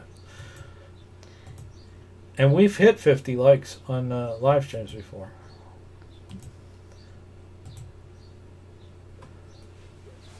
Why is that? Oh, okay. So it was 3781. It was 3781. 3781. Those are hours, Tracy. So the current thing to get monetized, and actually I'm just going to say partner verified, because I don't care about making money on the videos. We're not going to make money on these videos. I may place little ads in them so that, see, once you hit, and Pusha, Andrew talks about this on Pusha Studios too, and he's right, is if you have a video that can be monetized, then the AI, he always says AI, which means artificial intelligence. It's actually the Google algorithm bot that he's talking about.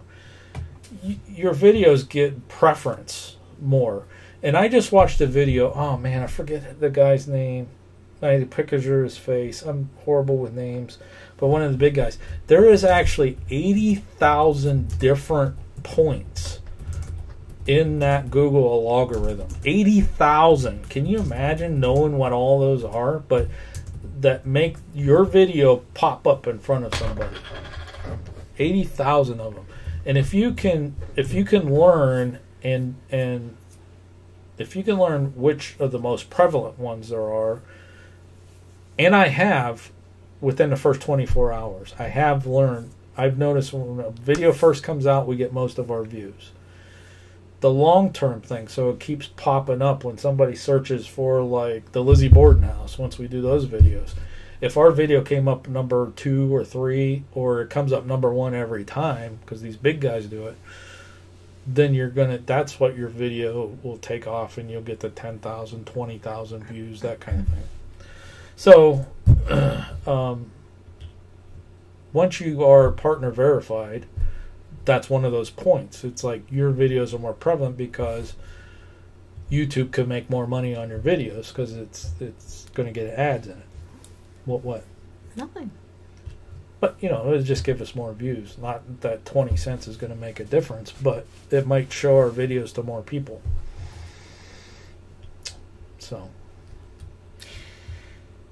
Tracy wants to know if it's, and I literally sang it as I read it. She wants to know if it's, I always feel like someone's watching me, and no. I almost sang it just now too. I almost feel like no.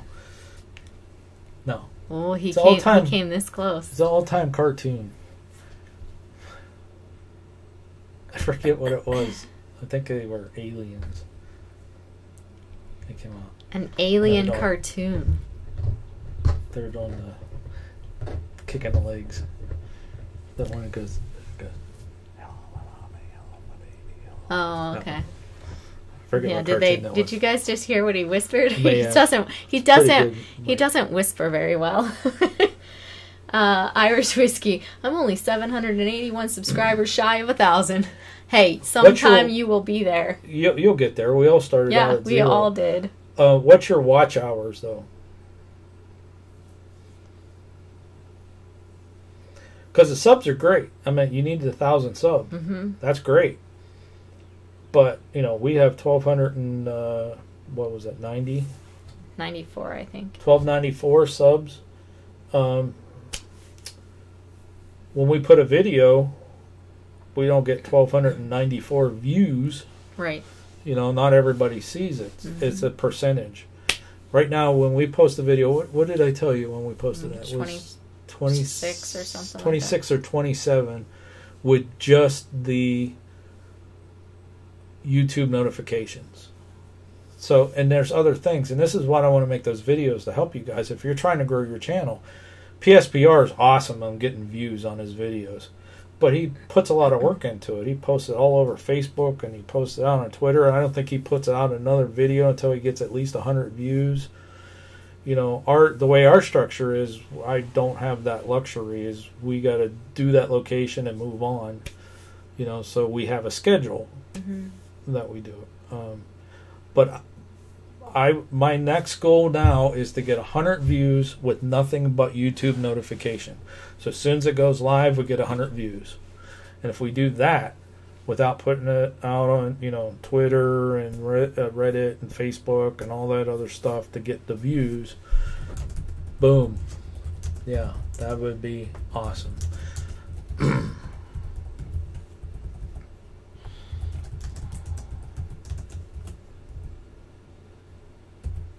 Irish Risky, you have about 1,000 minutes or so. Yeah. So you need 1,000 minutes or 1,000 hours. I'm going to assume that's hours.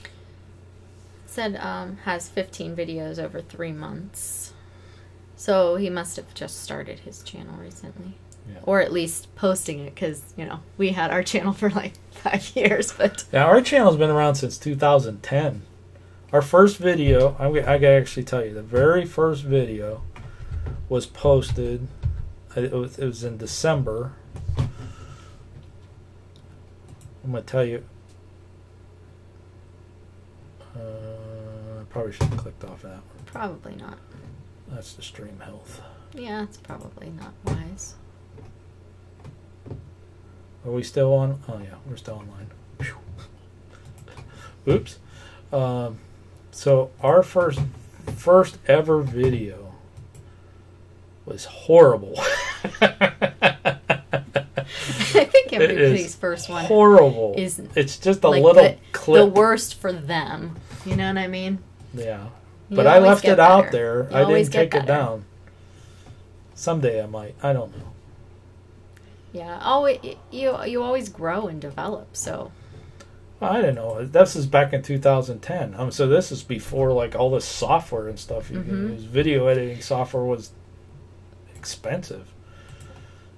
Yeah.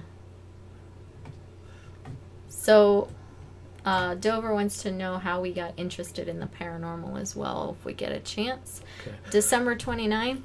Is that December 29th, 2010 at 8:26 p.m. That was our first ever posted video. And it was about the Spanish military hospital. And it only has 49 views. St. Augustine.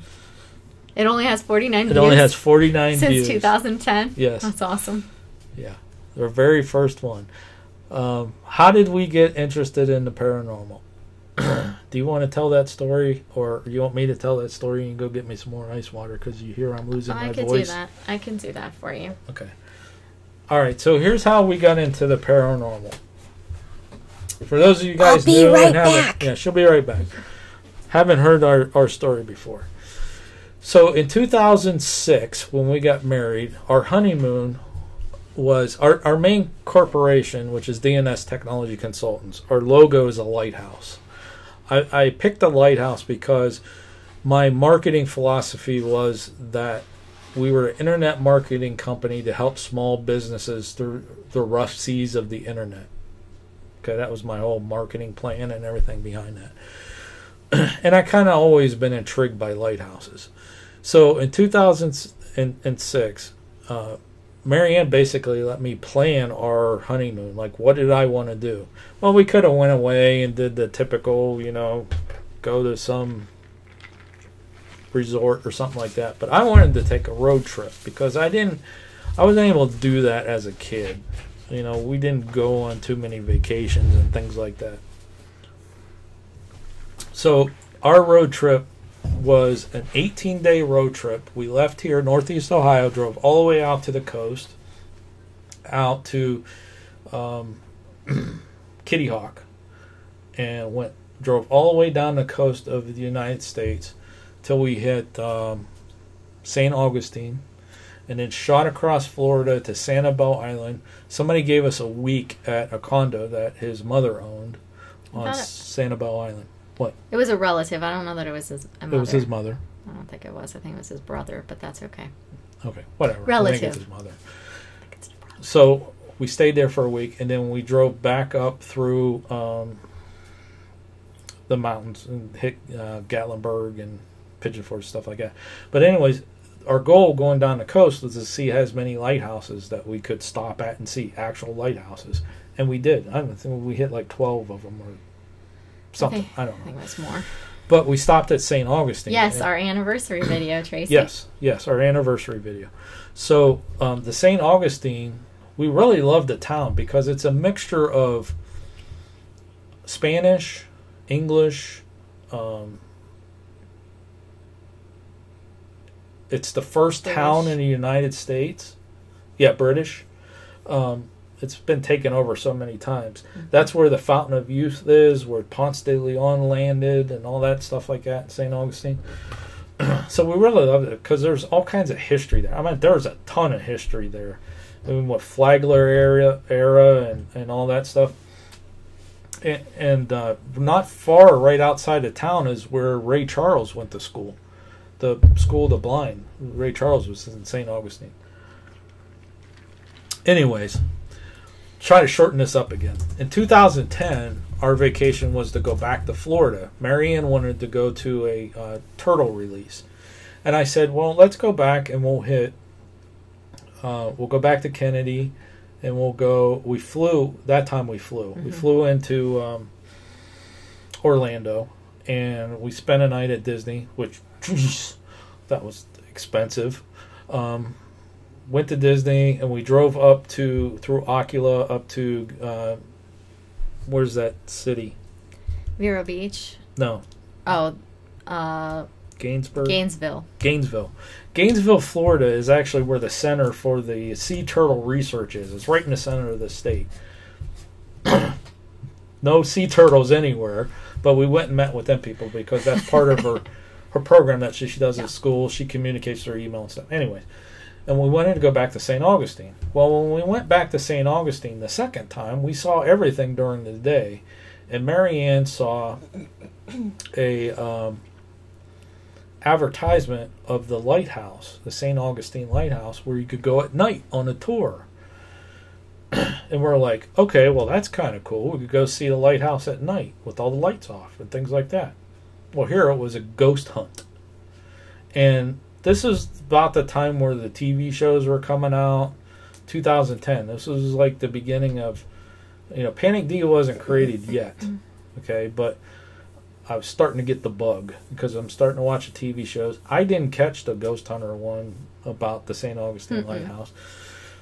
So we go there, and we know nothing about the paranormal at all, absolutely nothing.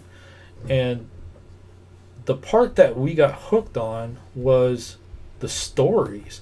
It's like we took the day tour before and never heard any of the stuff that they were talking about. They were talking about the tower keeper's two little girls that died in an accident where they were in a cart and they went down and got trapped under the cart in the water, and it killed them, and now they're there haunting the area. We heard the story about the one keeper that actually jumped off of the top of the lighthouse, and now he haunts the area. You know, all this other stuff like that, and it was like, wow, this is kind of interesting stuff here. And one of the things is they wanted to give us a device, rent us a device. I think it was $5, wasn't it? Another $5 or $3 or something like that to detect ghosts. And here it was a K2 meter. I'm like, I ain't paying that money, you know, for that. That's ridiculous. You got enough of our money, you know, that kind of thing. So I turned down the K2 meter at the most haunted lighthouse in the United States, St. Augustine. Anyways, we went through that. Paranormal Mama, that was what I was saying. She said, "Oh wow, that lighthouse is so haunted." And then I put it, "You'll love this then." Mm-hmm. And I've been waiting for you to get to that point. Yeah. So I turned on a K2 meter right at this lighthouse. And remember, I said earlier in the stream, I was a little bit bigger guy. I couldn't climb the lighthouse. Mary Ann actually went up there, and here it's dark. Mm-hmm. Well, all the lights are off. She booked this before we went, so she bought a little toy type camera. We still have it and still use it. That's a night vision camera. She actually used that to get down the lighthouse to get down as night vision. So, anyways, that was the start of the ghost tours and the ghost stories and that interesting stuff like that. So it was either the next night or a couple nights later or something. The next night. Maybe the next night. Marianne says, "Hey, there's a tour that's going through town. That's a ghost tour." And I'm like, well, that's kind of cool. Let's go do that. Because then we hear the stories of the town in the different places, like the Spanish military hospital, Castillo de San Marcos, the old drugstore, the gates, the city gates, all that stuff like that was this ghost tour. So we had that little night vision camera, and the Spanish military hospital, which I'm looking at right now, is actually the first video that's posted. During this tour, I caught something on that night vision camera, and I showed the tour guide after it was over. Now, where I was at, it was a closed room, interior room. Air conditioning was blowing because I remember it being extremely hot. And if you've ever been in Florida in July, it's very hot and humid, especially at night, too. Back up. Did anything happen at the lighthouse? No, not really.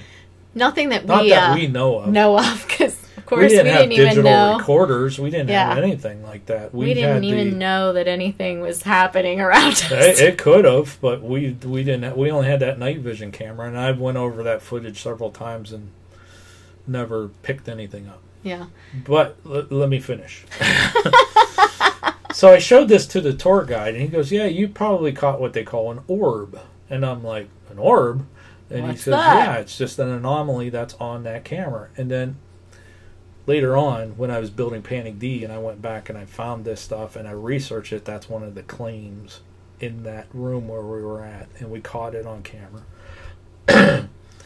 But after that tour was over, you know, her and I were like, "Oh, okay, this is kind of cool." We said to the tour guide, "Where's one of the most creepiest places in town that you think is the most haunted?" And he goes, "Down that road down there is the Talamano Cemetery, and I don't even go down there." Of course, that's the way we walked back to our bed and breakfast, was right past the Talamano Cemetery. And we had that little night vision camera, and we didn't know it probably till about 2 years later that we caught our first EVPs there at that cemetery. And just using that little night vision camera, and that's the second video that's actually posted on our channel. And I think I redid it, the Talamano EVP. I think that was just the EVP, and then you did a Talamano later. Yeah. But our book actually that Tracy won last week has all these locations and our story on what I just told you guys and some other extra stuff. Our first chapter, or our first volume of our haunted travels, is St. Augustine and that 2010 trip. And the pictures that's in the book and things like that, all of that stuff's ours. So, long story, but that's how we got into it. And that was like the beginning of it. We were hooked. So every time we went somewhere, we were looking for it. ghost tours and things like that. Then we started getting into the paranormal research, and we started building the PANICd.com database.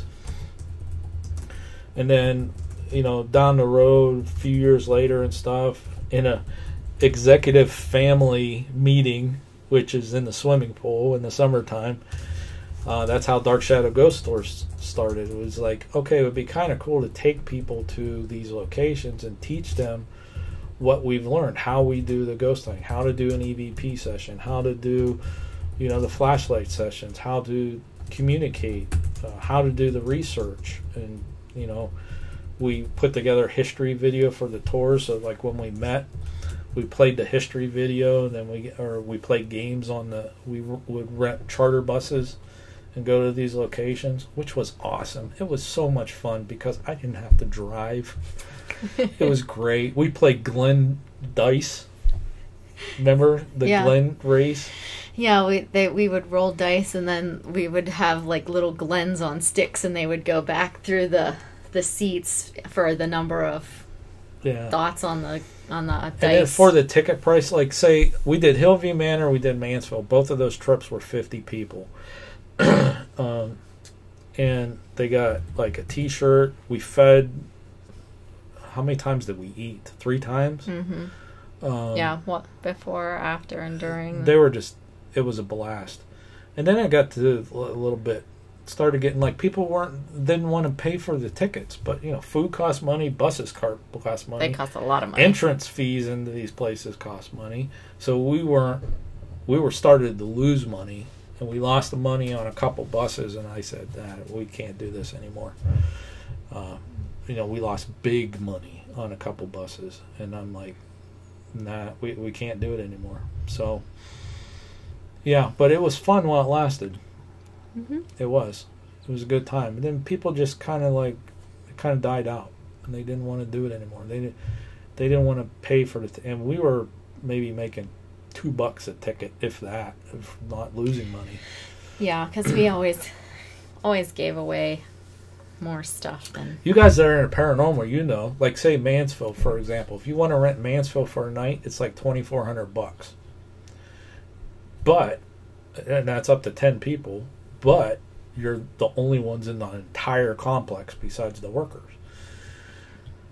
So 50 people, you divide that up. The cost of a bus is $3,000. The food and all that up. And you divide it up, and people were like, "I'm not paying $65." They got a T-shirt, they got a photo. We did photos and all that other stuff. Like, I'm not paying all that. Well, that's what it costs, and you got to book that stuff in advance and put out those. You got to put the what's the word? Deposits. Oh, deposits. Yeah, you got to put out deposits on the bus and on the facilities and things like that. And you don't sell the tickets, you're screwed. Mm-hmm. So then we started doing the murder mystery dinners to help offset the costs of those. And those were fun but stressful at the same time. And that helped. And then it just got to the point where we're doing our full-time job and keeping up with that, and then running that stuff, plus the web design stuff, and plus everything else. And we just got burnt out. We just got fried. Yeah. And it's like, okay, we're going to take a year off. We're going to take a break and do nothing. And we went on a cruise. And that cruise killed my entrepreneurial spirit. I left it down in the ocean, down in the Caribbean, because that was 1 week with no internet, no phone, no nothing, being out on pristine beaches with 98-degree water, and it was like, people live like this. Yes, I remember you literally floating, going, and literally said those exact words. Marianne, you know what? People actually live like this. Yeah. So. Yeah. All right. Well, anybody have any other questions out there or anything else? Creepy Colossal, hello. Paranormal Mama's going to head out. Thanks for joining us, Paranormal Mama. I think you've been here all night. We're going to be leaving here pretty soon, too. It's we're going to wrap it late up here pretty shortly. We're going to grab a bite to eat. And, that's right. See what's going on. Yep. Yep. Yeah, it was 65. Oh, she left. But yeah, it was like 65 bucks. You got a T-shirt and you ate 3 times and a picture and the bus ride and the entrance fee. We met at we met at the bus location, so everyone got to park there. All the cars were in a secured thing. So see, when we were putting that on, we crossed every T and dotted every I, make sure people's cars were secured, make sure everything was covered. We carried first aid equipment. There were 4 of us that were first aid certified, CPR, all this stuff. We had everything covered, and it got to be really stressful. So after we took that time off and we went on the thing when we came back and we started up again, I told Marianne it's more fun when it was just her and I. Yeah. And every once in a while we'll invite somebody to go out with us, or we'll go be I don't want to use the word celebrity, but we'll be the celebrity hosts at a location, and we'll coordinate the thing. That's how we met PSPR Paranormal, was at the Hotel Conneaut. We went as the celebrity ghost hunters or whatever, because we know how to do it, and we taught people who wanted to go on the ghost tour, and we ran it and then took the money and donated it back to the hotel because they were hurting for money. And that's where we met them out there. We made great friends over it, and that's fun stuff. We didn't make anything off it. Actually, we paid to be there. We paid for our room and we paid for the thing, and we ran the ghost hunt. We didn't make a dime off of it. Yeah. I don't care, because we met good friends and we had a good time, and we got to go ghost hunting. So, all right. Alrighty. Ready to try to folks, wrap this up? I think we're going to wrap it up. Couple of them that their tummies are growling and they got to make dinner, and I got to feed you. Food. Yeah. Yeah, we got to go eat. We got to go eat ourselves. So we're going to wrap her up. Thank you. Please keep your eyes open for the videos coming out this week. Make sure that you go back in after this stream is over and leave a comment about what you think about the songs and whether they're close or not. What do you think? Who ripped off who? Yeah, that's a good thing to come back and leave. And I think we covered everything. Yeah. So we'll be back live next Saturday. Maybe we'll have a guest. Maybe. We'll see what happens. We'll see if it happens. Yeah. All right. Hey, well, we're going to wrap it up. Let me get my button ready to go. And we'll say thank you very much for joining us. And until next time. Thanks for watching. And happy hunting.